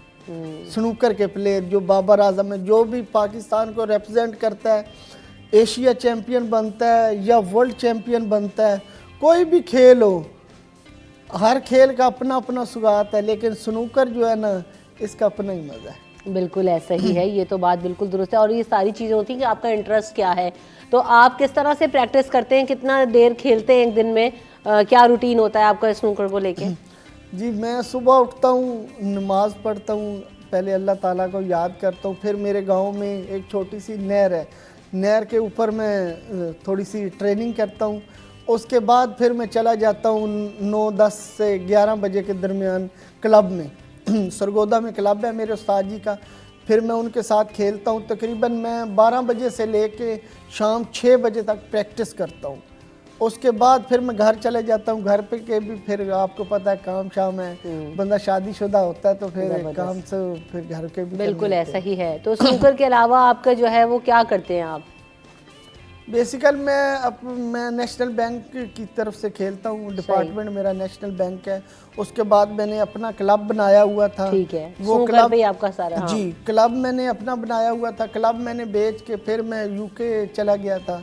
यूके में मेरा 2 साल का मुआहदा हुआ था प्रोफेशनल स्नूकर के साथ। सही। तो वहाँ पे अभी मेरा वर्ल्ड चैम्पियनशिप है प्रोफेशनल की, उसमें वो मेरा लास्ट टूर्नामेंट है, वो खेलूँगा। उसके बाद फिर मेरे 2 साल पूरे हो जाएंगे। सही। फिर अगला मुआहदा होगा, टूर्नामेंट खेलूँगा, फिर नेक्स्ट मुआहदा हो जाएगा। Very nice. तो ये कब है अब आपका जो टूर्नामेंट होने जा रहा है? ये इस साल के एंड में होगा। वर्ल्ड चैम्पियनशिप जो है ना वो उधर पिछली दफ़ा लेस्टर में हुई थी इंग्लैंड में।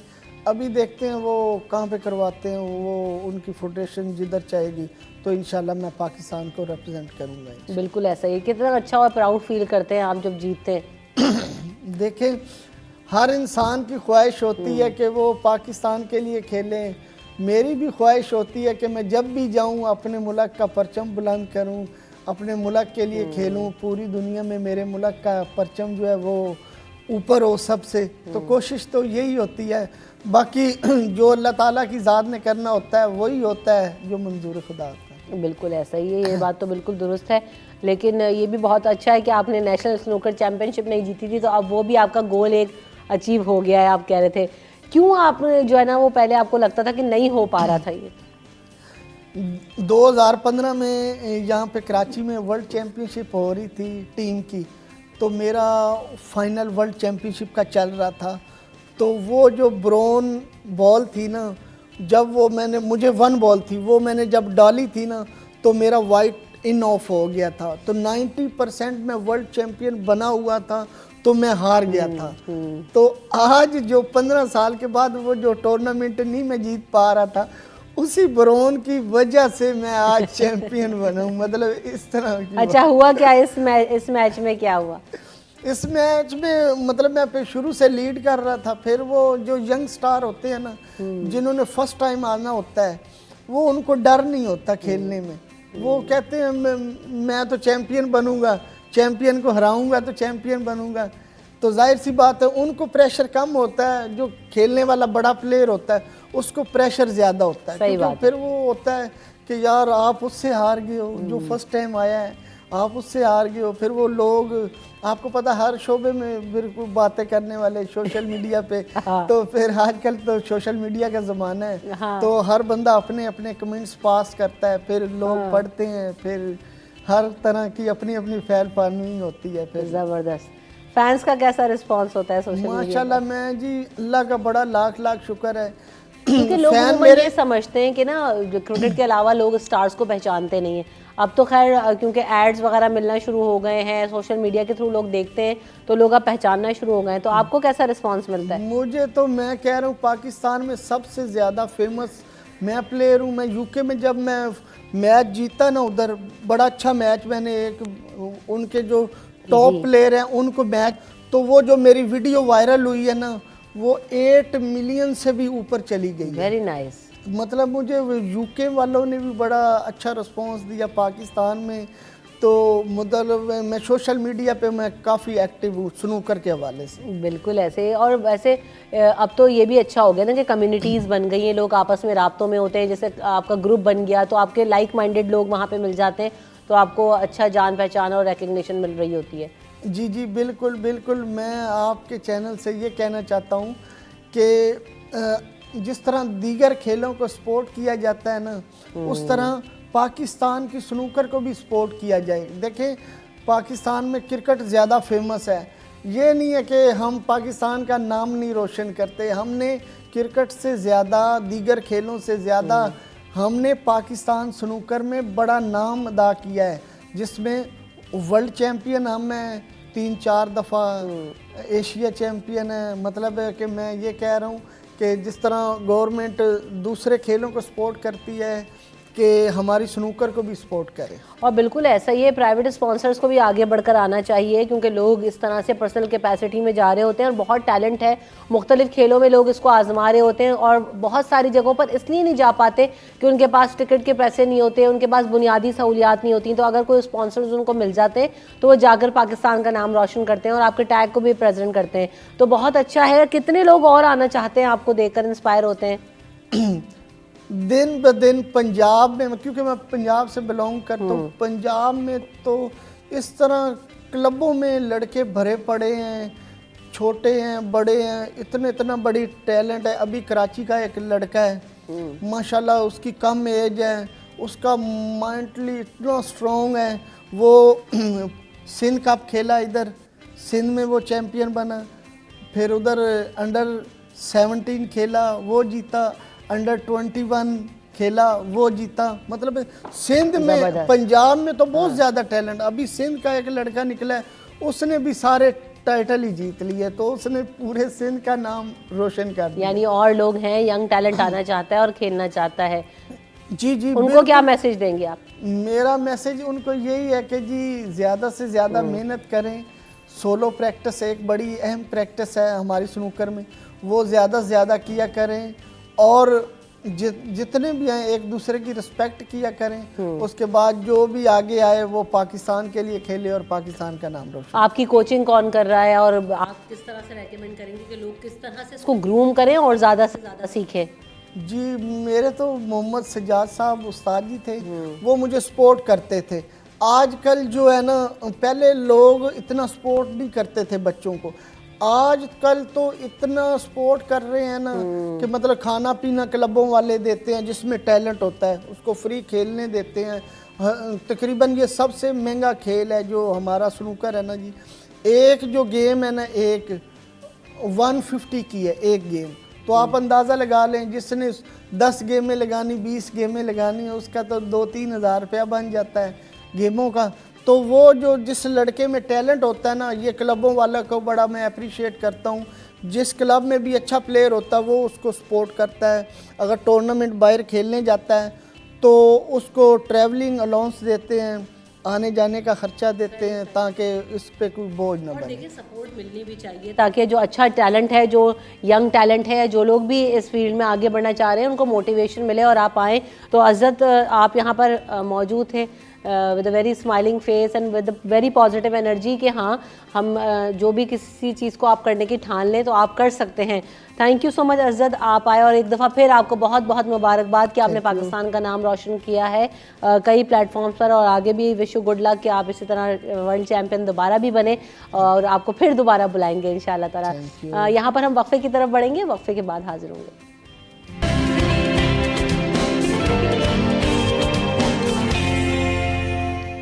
Welcome welcome back in city at 10। और आज हमारा जो मौजू है उसमें हम बात ये करेंगे कि बहुत सारे लोगों को इश्यूज़ हम आजकल देख रहे हैं कि बहुत ज़्यादा बढ़ते जा रहे हैं, जैसे कि फैटी लिवर की लोग बहुत ज़्यादा कंप्लेन कर रहे होते हैं। ये फैटी लिवर होता क्या है, क्यों होता है, इसके पीछे वजूहात क्या हैं।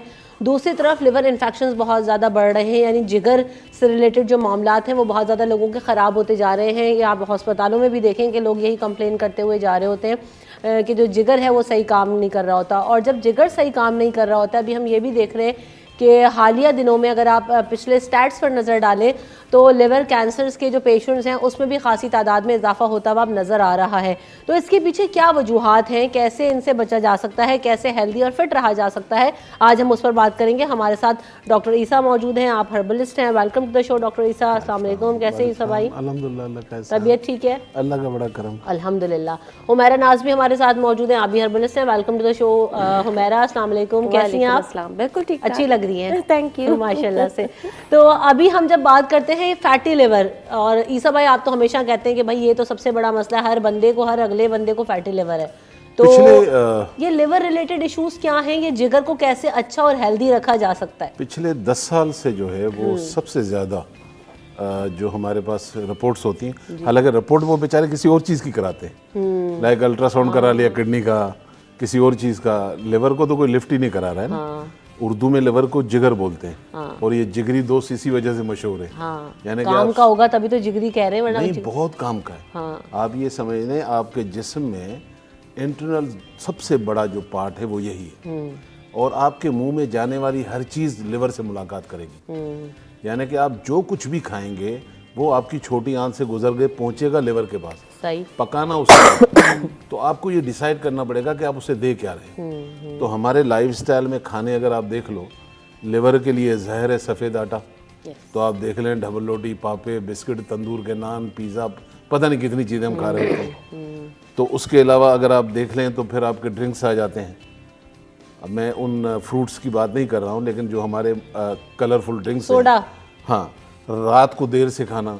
हमें ये तक नहीं पता कि हमारी बॉडी का निज़ाम अल्लाह ताला ने सोलर से कनेक्ट किया हुआ है, यानी कि सूरज बेमकसद नहीं है। बिल्कुल। तो आप हमारे वो बुजुर्ग कहते हैं ना, सुबह खाओ बादशाहों की तरह, वजह यह कि सूरज निकला हुआ होता है। तो आपके केमिकल्स बॉडी के किसी और अंदाज से काम करेंगे। सही बात है। अच्छा, यही रात को आपका लेवल जो है हजम होने का कम हो जाएगा। तो यहाँ उल्टा हो रहा होता है कि सुबह में हम तो चाय बापे ले रहे होते हैं, रात में हम कढ़ाई पिज़्ज़े खा रहे होते हैं। तो उसकी वजह से फिर आपकी एक्टिविटीज़ तो कोई है नहीं। तो लिवर उससे फाइट कितनी देर तक करेगा? हालांकि ये एक दिन में नहीं बनता, साल साल लग रहे हैं इस चीज़ को। फिर ऊपर से लोगों की मेडिसिन का इनटेक, यानी कि आपको किसी ज़माने में डॉक्टर ने मेडिसिन दी लिखकर, आपका दर्द का सर दर्द सही हो गया या जिस पर्पज़ के लिए खाते थे, दोबारा हुआ तो बगैर डॉक्टर के मिले हुए आपने खुद ही परचेज कर लिया। यानी कि वो डॉक्टर आपको देखता है, आपको सुनता है, आपकी उस सिचुएशन को देखते हुए आपकी मेडिसिन लिखता है। तो बहुत सारे वो काम हम कर रहे होते हैं जिसकी वजह से आज की तारीख में सबसे ज़्यादा जो फैटी लिवर के पेशेंट हैं, और फैटी लिवर मैं कह रहा हूँ कि इनिशियल स्टेज है, खुदा ना खास्ता ये सोराइसिस में कन्वर्ट हो जाए तो फिर आपके लिए सोराइसिस क्या है?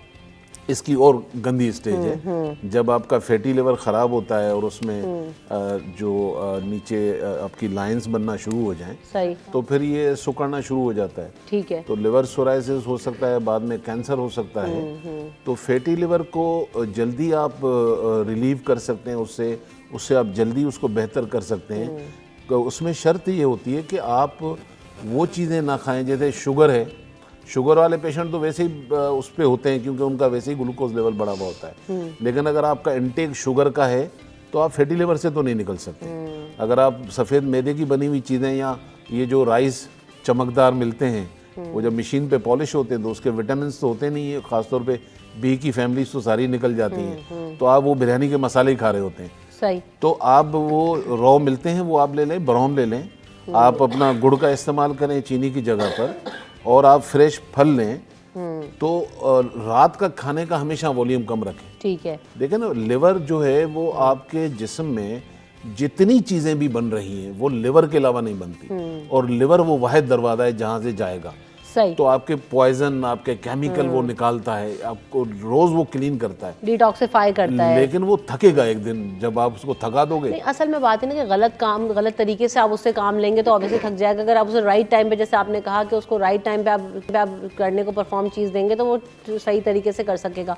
अच्छा, ये जो लिवर इश्यूज बहुत ज़्यादा बढ़ते जा रहे हैं, और ये जो लिवर इन्फेक्शंस होते हैं हुमैरा, और ये जो आप ये देखें कि फैटी लिवर की कंप्लेंट्स आती हैं, इसके सिम्टम्स क्या होते हैं? कैसे पता लगता है कि यार ये लिवर प्रॉब्लम कर रहा है? क्योंकि जैसे अभी ईसा भाई ने भी कहा कि करवाने कुछ जाते हैं, निकल कुछ और आता है, तो पता नहीं चल रहा होता कि यार ये असल कॉज ये है। एक्चुअली जब हमारे यहाँ स्टार्ट होता है तो एसिडिटी से स्टार्ट होती है ये सारी चीज़ें। जब आपकी एसिडिटी बढ़ना शुरू हो जाती है, फिर आपकी यहाँ इस पोर्शन पे ब्लोटिंग स्टार्ट हो जाती है। जब ब्लोटिंग स्टार्ट होती है तो हम उस वक्त सोचते हैं कि उस वक्त ये सोचते हैं जी सोडा या इस टाइप की कोई चीज़ होगी, वो पी ले तो ठीक हो जाएगा, लेकिन ऐसा होता नहीं है। ये वो और ख़तरनाक चीज़ है आपके लिए कि आपके गैसेस बन रहे हैं और आप इस तरह की चीज़ लेते हैं तो उससे बढ़ना शुरू हो जाती है। और उस दौरान हम प्रॉपर मेडिकेशन, जैसे ईसा भाई ने कहा कि हम अपने तौर पे सेल्फ मेडिकेशन की तरफ आ जाते हैं, तो कोशिश ये करनी चाहिए। आज के दौर में मैं बताऊं कि आपको इतनी सी भी कोई प्रॉब्लम हो रही है ना, फ़ौरन डॉक्टर के पास सबसे पहले जाइए, सेल्फ मेडिकेशन ना कीजिए। इतने केसेस मैं सुन रही हूँ कि अचानक ऐसी कोई बीमारी निकल आती है कि पता नहीं होता, बंदे के किडनी फेल, हार्ट का आ जाता है, बहुत सारी चीज़ें। तो अपना एक चेकअप ज़रूर करवाइए। और इस तरह की जब आपको हमें जो बर्ब्स आते हैं ना, जब खट्टी डकारें जिसे कहते हैं आना शुरू होती हैं, ये इनिशियल स्टेज ही होती है जब आपका हाजमा सही नहीं है। आपका देखिए जो लिवर है ना, वो आपकी बॉडी में सरवाइव कर रहा है, एक इंजन का काम कर रहा है, आपकी प्योर ब्लड बॉडी के अंदर लेकर जा रहा है। तो जब ब्लड बनना खत्म हो जाएगा, प्योर ब्लड, तो आपकी और सारी बीमारियां निकलना शुरू हो जाती है। सही, एक कॉलर भी है, उनको भी शामिल कर लेते हैं। अस्सलाम वालेकुम। बेटा मैं मिस बात कर रही हूँ। मैं बिल्कुल ठीक हूँ मिसेस महमूद, आप बताइए कैसी हैं? मैं अल्हम्दुलिल्लाह, जबरदस्त आपका चैनल, बहुत प्यारा, मजा आता है देखने में। 2 घंटे में पूरा चैनल देखती हूँ आपके बारे में। बहुत शुक्रिया, बहुत शुक्रिया। तो मुझे हमारी ईसा भाई आए हैं और हमारी ये बहन आई है जी हुमैरा, तो अच्छा प्रोग्राम कर रहे हैं। जो प्रॉब्लम आजकल बीमारियाँ, मेरे साथ मतलब हमारा विषय जो है कि मैं जब सुबह होती हूँ ना, मेरी तबीयत मतलब जो घबराहट जैसी फीलिंग लगती है, तो अच्छा नहीं लगता। लेकिन मैं अल्लाह का नाम लेके अपने काम पे खड़ी जाती हूँ, नमाज करती हूँ, तो अल्लाह से कहती हूँ अल्लाह में सारा दिन बहुत अच्छा गुजरे। सही हो जाता है लेकिन शाम तक रहता है, उसके बाद जाके मैं सही होती हूँ। ईसा भाई से तो इसके बारे में कुछ बताएं। अच्छा, हमारे साथ कॉल पर ही रहिएगा कि अगर ईसा भाई हमारा कुछ पूछना चाहते हैं तो ज़रूर पूछ लें। सुबह में लेथार्जिक सा फील करती हैं, अच्छा फील नहीं कर रही होती हैं, शाम में जाकर उनकी तबीयत में कुछ बेहतरी आती है। ठीक है, कुछ पूछना तो नहीं है? बस ये पूछना है कि आपको शुगर वगैरह तो नहीं? शुगर वगैरह कोई और प्रॉब्लम तो नहीं है? नहीं बेटा, नहीं शुगर नहीं है, रिंसा मुझे बिल्कुल भी ठीक है। मेरा बीपी भी सही है, बस मैं खाना जब 120 होता है तो मेरा हो जाता है 130 ऐसे। रात में खाना आप कितने बजे खाती हैं? क्या कह रही? रात का खाना कितने बजे लेती हैं? रात का खाना हम तकरीबन मगरिब की नमाज के बाद खा लेते हैं। मेरी एक चपाती, सवा चपाती। सही, ठीक है, ठीक है। अच्छा, ये जो है ना, मैं थोड़ा सा लिवर के बारे में और बता दूं। ये इतना आसानी से आपको नहीं बताता हाँ। कि आप कोई भी अलामात समझ लें।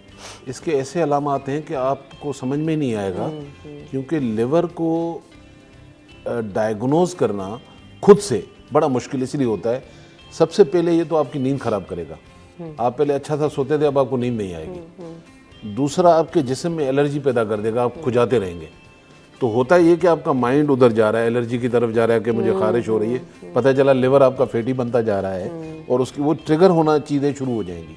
क्योंकि आपके जितने भी 500 से ज़्यादा लिवर अकेले के काम है। मतलब मैं समझता हूँ कि अगर लिवर के बारे में कोई पढ़ ले तो नफल ही अदा करता रहेगा कि अल्लाह ने एक ऐसी मशीन लगाई है कि आपके खानों से वो जितनी चीज़ें लेकर अपने पास स्टोर करता है, फिर आपकी बॉडी को मेंटेनेंस करता है कि इस वक्त इसको क्या ज़रूरत है। ठीक। तो एक ऐसी मशीन में ख़राबी आ जाना, उसके कई अलामात होंगी। अच्छा, इन अलामात को मजीद भी डिस्कस करेंगे, मिसेस महमूद का जवाब भी लेंगे कि उनके साथ क्या प्रॉब्लम नज़र आती है और उसको किस तरह से रिजॉल्व करना है। लेकिन कोई ब्रेक लेते हैं, ब्रेक के बाद।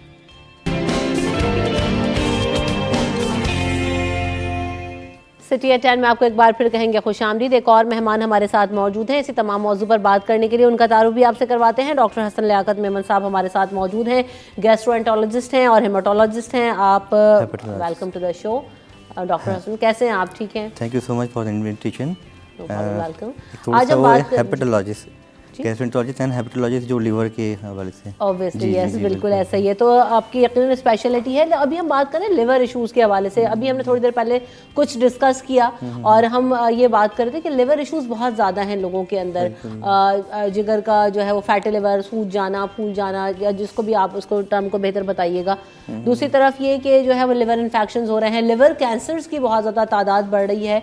वजूहात भी हम जानेंगे और फिर इसके सिम्टम्स, क्योंकि ये आइडेंटिफाई करना बहुत ज़्यादा ज़रूरी है। क्योंकि एक रीसेंट केस में हमने देखा कि मेरे साथ एक प्रोड्यूसर हैं हमारे, और वो पहले मेरे साथ काम करते रहे हैं, नुमान उनका नाम है। उनको अचानक डायग्नोज हुआ कि वो लिवर कैंसर हो गया। जब मेरी उनसे बात हुई और मैंने उनसे पूछा तो उन्होंने बताया कि मुझे तो अंदाज़ा ही नहीं हो रहा था कि ये हो क्या रहा है, और ऑल ऑफ अ सडन उनका बहुत ज़्यादा वेट रिड्यूस हुआ, उनकी शक्ल बिल्कुल डिफरेंट हो गई है, बहुत ज़्यादा वो क्रॉनिकल सिचुएशन में चले गए। तो पता नहीं चल रहा कि क्यों हो रहा है, क्या हो रहा है। अल्लाह ताला आपको भी नुमान सेहत, तंदुरुस्ती और जो है वो ताकत दे, आप रीस्टोर करें, अल्लाह ताला आपको बिल्कुल ठीक करें। लेकिन क्या कैसे आइडेंटिफाई कर सकते हैं डॉक्टर हसन? जी, thank you so much for giving me time. Basically आप सही कर रही हैं, आजकल जो लिवर के issues, basically liver is an vital organ. Liver के इश्यूज़ अभी डे बाय डे बढ़ते ही जा रहे हैं। इसकी जो मेन वजह है वो ये है कि प्रॉपर सेडेंटरी लाइफस्टाइल, इसके अलावा पानी का साफ़ ना होना। इसमें दो तरह के हेपेटाइटिस होते हैं, एक होता है एक्यूट हेपेटाइटिस और एक होता है क्रॉनिक हेपेटाइटिस। जो एक्यूट हेपेटाइटिस होता है वो आपका ए और ई से होता है, वो यूजुअली सेल्फ लिमिटिंग होता है, जो बच्चों में होता है यूजुअली, और प्रेग्नेंट खवातीन में होती है। बाकी ये जो क्रॉनिक है हेपेटाइटिस बी और सी, वो जो है वो आप कह रहे हैं कि मतलब वो अब क्रॉनिक में कन्वर्ट होता है, and that can lead to the more complications और more this type of illnesses, और इंक्लूडिंग सिरोसिस, पेट में पानी भर जाना, खून की उल्टियाँ लग जाना, और इसके अलावा जो है वो सरतान जैसी बीमारी, कैंसर जैसी बीमारी इसमें हो सकती हैं। अल्हम्दुलिल्लाह अल्लाह के फजल करम से हेपेटाइटिस बी की तो वैक्सीनेशन आ गई हैं। इसी तरफ मैं आना चाहती कि वैक्सीन कितना कंट्रोल कर रही हैं इसको? लाइक हेपेटाइटिस ए की वैक्सीन है हमारे पास, ई की वैक्सीन के ऊपर काम हो रहा है, और हेपेटाइटिस बी की वैक्सीन है हमारे पास, जो कि अब अल्हम्दुलिल्लाह for last 7 to 10 years EPI programme में भी ऐड हो गई है। तो अब जो बच्चों को भी हेपेटाइटिस बी वैक्सीन डायरेक्ट लग जाती हैं। सही। तो जो इंटीरियर में जो हैं कुछ लोग जहाँ वैक्सीन नहीं लग पाती है बेचारे, वो तो सफ़र करते हैं बच्चे, लेकिन अब मेजॉरिटी अल्हम्दुलिल्लाह दे आर वैक्सीनेटेड। और हेपेटाइटिस बी का अल्लाह का शुक्र इसलिए रेशियो भी कम होता जा रहा है। हमारे पास जो पेशेंट रिपोर्ट हो रहे हैं वो आप कह लें कि 3 to 4% हैं, लेकिन हेपेटाइटिस सी के अभी अनफॉर्चुनेटली अभी तक वैक्सीन डेवलप नहीं हो पाई है।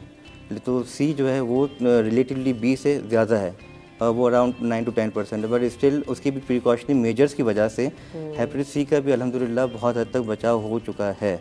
और अल्हम्दुलिल्लाह उसकी जो न्यू ट्रीटमेंट आई हैं, पहले इंजेक्शन वाले ट्रीटमेंट हुआ करते थे, तो जिस वजह से जो है वो ट्रीटमेंट वो एक तो टाइम कंज्यूमिंग भी थे और पेशेंट अफोर्ड भी नहीं कर पाते थे। अब 2015 के बाद से अल्हम्दुलिल्लाह गोली वाले इलाज आ गए हैं, जिससे शॉर्ट टर्म भी हैं, उसके साइड इफ़ेक्ट्स भी कम हैं और ट्रीटमेंट भी आसानी हो सकता है। सही। ज़रा ट्रीटमेंट के बारे में भी बताइएगा हुमैरा। लेकिन मिसेस महमूद ने भी अभी सवाल किया था कि वो ड्राउजीनेस, अभी आप भी कह रही थी कि सुबह सुबह जब उठो ना तो बहुत ज़्यादा लेजी सा फील कर रहे होते हैं और शाम में जाके बॉडी एक्टिव हो रही होती है, तो किसी चीज़ का सिम्टम है या क्या है? आई थिंक सिम्टम्स होते हैं, बिल्कुल होते हैं। विटामिन डी की डेफिशिएंसी जब आती है आपके अंदर तो आपकी ड्राउजीनेस शुरू हो जाती है। बहुत सारी, अब वही है ना कि कोई टेस्ट नहीं करवाता इन चीज़ों को, उन्हें पता ही नहीं है कि मेरे अंदर क्या कमी है। अपना एक लाजमी जो है प्रोफाइल बता के आप चेक करवाएं, डॉक्टर को टेस्ट करवाएं। विटामिन डी की डेफिशिएंसी की वजह से ये सब चीज़ें होती है। वो कह रही है ना कि दिन गुजरता जाता है आहिस्ता आहिस्ता, तो फिर शाम में जाके उनकी कैफियत ठीक होती है, क्योंकि वो चलना फिरना जब स्टार्ट होता है तो वो ठीक हो जाती हैं। तो कोशिश करें कि पहले तो चेकअप करवाएं अपना, और इस तरह की अगर डेफिशिएंसी है तो मैं हमेशा ग्रीन कोकोनट का वाटर कहती हूँ कि वो पीना शुरू करें। वो आपके जिगर के लिए भी बहुत अच्छा है, आपकी ओबेसिटी के लिए भी बहुत अच्छा है, और आपकी जो डेफिशिएंसीज हैं इनके लिए भी बहुत अच्छा है। किस टाइम इस्तेमाल करें? Any time? सुबह पी लें। सुबह नहार मुँह पिए तो बहुत अच्छा है। ये मेरी नानी दादी का नुस्खा है कि वो हमेशा शुरू जैसे ये इस तरह की कैफियत होती थी वो लेती थी ये। और अब तो यहाँ पर कोकोनट वाटर आम मिलने लग गया, पहले नहीं मिलता था। बहुत इजीली अवेलेबल है, तो हर जगह पे मिल जाता है, स्टोर्स में वैसे भी। कोशिश करें इसको अपने लाइफस्टाइल में लेकर आए, क्योंकि ये एक नेचुरल चीज़ है। सोडा ड्रिंक से बेहतर मैं कहूँगी कि ये चीज़ है, ये आपके फ़ायदे की चीज़। सोडा ड्रिंक में चस्के है ना असल में, इसलिए वो जो ना फास्ट फूड के साथ वही तो ज़्यादा समझ रहे होते हैं हम लोग ईसा भाई कि वो हजम कर देगा सारा कुछ। देखिए नेचर से जब भी कुछ भी खा लो, अल्लाह ताला ने जो चीज़ें हमें दी हुई हैं, अगर नेचर से आप हटेंगे, मिसाल के तौर पर आप अगर फ्रूट्स ले रहे हैं, अभी ये देखें फैटी लिवर ही है ना। यहाँ एक और प्रॉब्लम बता दूं, डॉक्टर साहब शायद इस बात को वो करें, हमारे यहाँ शुरू से 2 टेस्ट होते हैं, एक अल्ट्रासाउंड होता है, एक आपका वो LFT वगैरह होता है।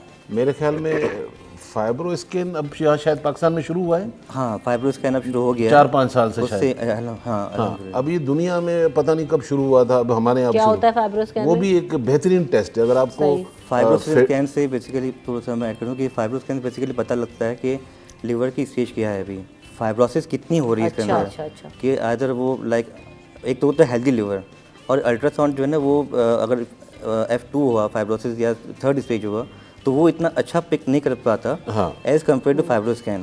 तो ये चीज़ें भी जो हैं वो ज़रूरी हैं कि पेशेंट को पता होना चाहिए कि भाई आपने अल्ट्रासाउंड करा लिया, फैटी लिवर है, हमने आपको दवाई दे दी, उसकी डेप्थ देखें। लिवर मैंने कहा ना एक बॉडी का एक अहम हिस्सा है।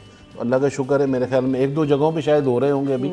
मैं USA में क्लिनिक करता हूँ, वो आम है, मतलब फैटी लिवर हो तो डॉक्टर फ़ौरन इसको लिखेगा। अब यहाँ शायद 1-2 जगहों पे शुरू हुए। तो मेरे कहने का मकसद है जो नेचर है ना, आप लहसुन का इस्तेमाल ज़्यादा करें, आप चुकंदर का इस्तेमाल ज़्यादा करें, आप गाजर का इस्तेमाल ज़्यादा करें, आप अपने वॉल्यूम, रात के वॉल्यूम को कम करें। लोगों का पानी का इंटेक कम है, ये भी आपको मसाइल में डाल देगा। यानी लिवर के लिए नहीं, आपके पूरे जिस्म के लिए पानी भी इतना ही अहम है। तो हमें उन चीज़ों पर जाना पड़ेगा जो हमारी नीड्स हैं। हम उसके बजाय हम चटखारे लेकर खाने खा रहे होते हैं, हमें नहीं पता ये तेल किस चीज़ों से बनते हैं। आप लिवर के लिए नहीं, अब तो दुनिया में जितने भी एलोपैथिक डॉक्टर जो हैं वो भी अब लिखना शुरू कर देते हैं कि भाई अलसी का तेल लें, अखरोट का तेल लें, आप वर्जिन कोकोनट ऑयल लें, आप वो ऑयल लें। बल्कि मैं तो कह रहा हूँ सामने निकलवाएं। आप ये देखें, घर कितना भी खूबसूरत बना लेना, आपके घर में अगर किचन नहीं है तो वो घर नहीं कहलाता। आपके पूरे जिस्म में वो किचन वाला काम लिवर करता है। सही बात है। तो अगर आप उसकी केयर नहीं करते हैं, आप सोचें, मैंने पहले शुरू में बैठते हुए बताया कि इसी जिगर से जिगरी दोस्त निकला है, तो उस दोस्त का इतना तो ख्याल कर लो बिल्कुल जो इतना कुछ आपके लिए बना रहा होता ऐसा ही है। अच्छा, ये भी है डॉक्टर हसन कि इसको जानना भी ज़रूरी है कि किस एज के बाद ये लिवर प्रॉब्लम ज़्यादा होना शुरू हो जाते हैं। कोई सर्टेन एज है या ये सिर्फ लाइफस्टाइल है? हमने जब हेपेटाइटिस बी और सी की बात की, वायरल हेपेटाइटिस वो किसी भी एज में हो सकता है, ठीक है।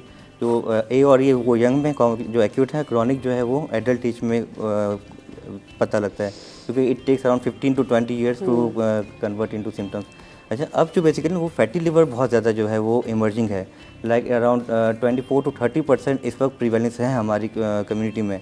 और उसकी सबसे बड़ी वजह जो है वो है गंदे खाने, मतलब प्रॉपर एक सेडेंटरी लाइफस्टाइल।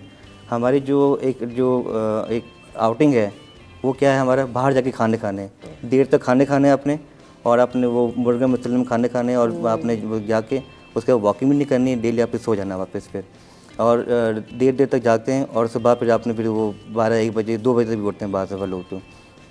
तो उससे क्या होता है कि बेसिकली आपका मेटाबॉलिज्म वो डिस्टर्ब हो जाता है, and that going to accommodate in your liver, और वो फिर जो है फैटी लिवर करता है। और फिर और डिपेंड्स कि वो ग्रेड 1 है, 2 या 3 है, अकॉर्डिंग टू द ग्रेड्स। अगर वो ग्रेड 1 में ही है तो पेशेंट को फील होगा बदहजमी की शिकायत हो रही है, जैसे मैडम ने बताया कि थोड़ी सी वो वीकनेस फील हो रही है, मज़ा नहीं आ रहा, फटीग होती है, उस तरह के सिम्टम होते हैं। लेकिन आगे के ग्रेड में कन्वर्ट होते हैं तो it can lead to the jaundice, can lead to the cirrhosis, can lead to the cancer, and can lead to ascites, और फिर खून की उल्टियाँ आना, और वो सब कॉम्प्लिकेशन स्टार्ट हो जाती हैं। और इनका जो कॉमन एसोसिएशन है, लाइक इसका जो मेन डायबिटीज़ है, क्योंकि डायबिटीज़ से बहुत ज़्यादा अपनी शुगर का ख्याल रखें, otherwise can lead to the fatty liver, या जो है वो अगर आपका अच्छा, ये ज़रूर नहीं है कि आपका जो है वो मोटापा हो तो उसी को जो है फैटी लिवर होगा।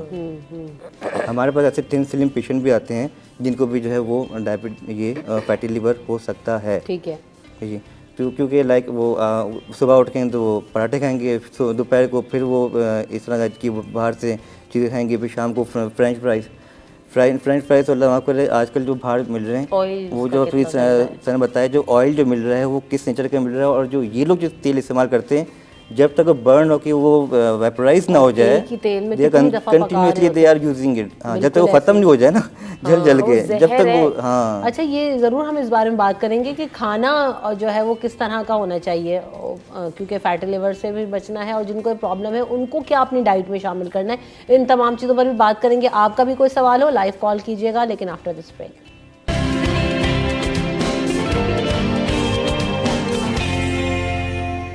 Welcome back in city at 10। तो हम बात कर रहे हैं, अच्छा वेरी क्विकली मैं कुछ चीज़ें जानना चाह रही हूँ। अब इसको खाने में कैसे अपनी तब्दीली लेकर आएँ कि जो लिवर इश्यूज हैं वो कम हो जाएं और हेल्दी रहें? दोनों सूरतों में, अगर आप फैटी लिवर में हैं या नहीं है, सही है। अपनी हेल्थ का फिर भी ख्याल रखें, इंतजार मत करें कि आप फैटी लिवर के मरीज बने। हाँ। सुबह कोशिश करें अच्छा सा नाश्ता लें और कोशिश करें कि दोपहर में लाजिम फल लें। रात के खाने को वॉल्यूम को कम करें और कोशिश करें अपने किचन से खाएं, अपने घर से खाएं, क्योंकि बाहर का कोई पता नहीं होता कि वो ऑयल कितने दिनों का था, कौन सा था। और कोशिश करें कि ये मैं आपको सिंपल बता देता हूँ, जो भी पौधे से चीज़ निकलती है उसमें वो कोलेस्ट्रॉल नहीं होता जो आपको डैमेज करेगा, वो एनिमल से निकलता है। वो इधर आपका दूध है, इधर आपका वो दूसरी चीज़ें निकलती हैं। तो कोशिश करें कि वो ऑयल इस्तेमाल करें जिसमें कम से कम आपका फैट हो। दूसरा, रात का खाना टाइमली खाएं और कम खाएं। सही। 30 मिनट वॉक कर लें, अपने 24 घंटे में से अपनी ज़ात के लिए आधा घंटा निकालें। नहीं तो आप डॉक्टर के लिए तो 1 घंटा निकाल ही लेंगे ना। फिर वो 1 घंटे के अलावा वो आपके डॉक्टर के पैसे कितने ले लेगा वो तो डॉक्टर साहब ही बताएंगे।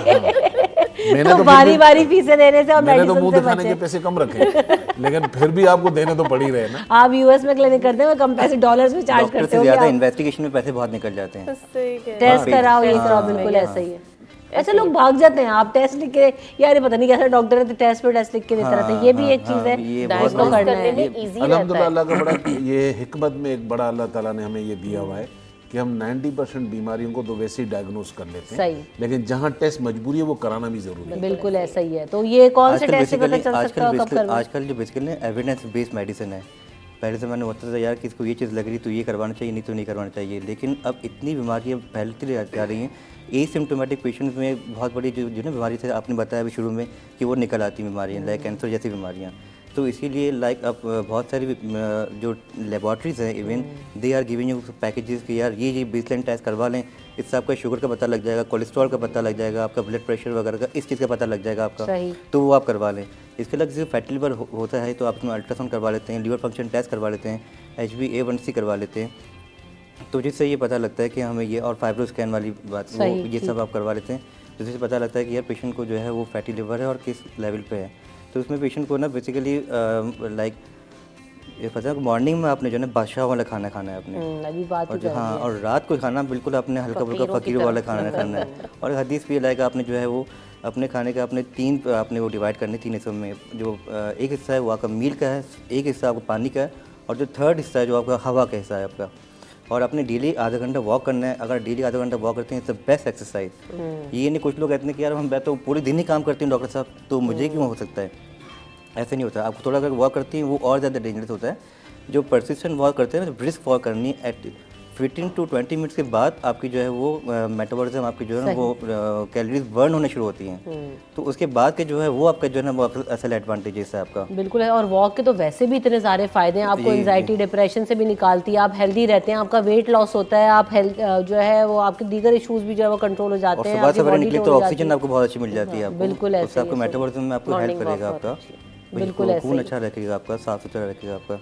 ठीक, बिल्कुल ऐसे ही। तो मेरा आप भी जाते जाते क्या कहना चाहती हैं? मैं बिल्कुल ये बताना चाहूँगी, जो इस तरह के पेशेंट्स हैं, लिवर जिन लोगों का इस तरह का डैमेज हो रहा है या ट्रीटमेंट वो अपनी जगह कराएं।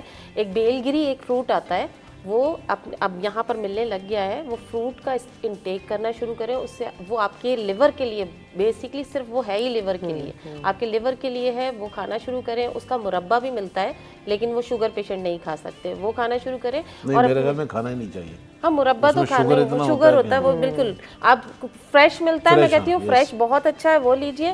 दूसरा ये है कि मीठा सोडा जो हमारे पास किचन में हर वक्त मौजूद होता है, उसको आप पानी में डाल के जैसे 1 चुटकी डेली अपनी एक लाइफ का हिस्सा बना लें, पानी में डाल के। बिल्कुल। तो वो मीठा सोडा तो नुकसानदेह नहीं होता बॉडी के लिए? करेगा। अच्छा, मैं इसमें एक चीज़ रिकमेंड करूँगा लोगों को, वो भी बड़ा आपके कारमंद होता है लिवर के लिए भी और आपके मैदे के लिए भी, कि सुबह में 5-8 पत्तियां हरा धनिया और पुदीना 5-8 दोनों की मिक्स करके उसको चबा के नीम गर्म पानी पी लें, और 1-2 दाने देसी लहसुन के खाने के बाद या पहले जब भी आपको सूट करता है दिन में ज़रूर लें एज ए मेडिसिन। यस, लहसुन जो छोटा था देसी लहसुन 1-2 टुकड़ा लेके उसको बीच में सिर्फ काटें। अच्छा। और उसकी फक्की लेके आप नीम गर्म चबाने की जरूरत दवा की तरह खा लें, मतलब टैबलेट की तरह। सही। ये लॉन्ग टर्म से इसके बड़े फायदे। सही। चुकंदर के बड़े फायदे। होता ये है कि हमारे यहाँ सैलड तो घर में बनता ही नहीं है, सालन रोटी हम पहली नज़र बोटी और मछली पे होती है, तो हमें सैलेड आधा खाना चाहिए, खाने से पहले पेट भरना चाहिए,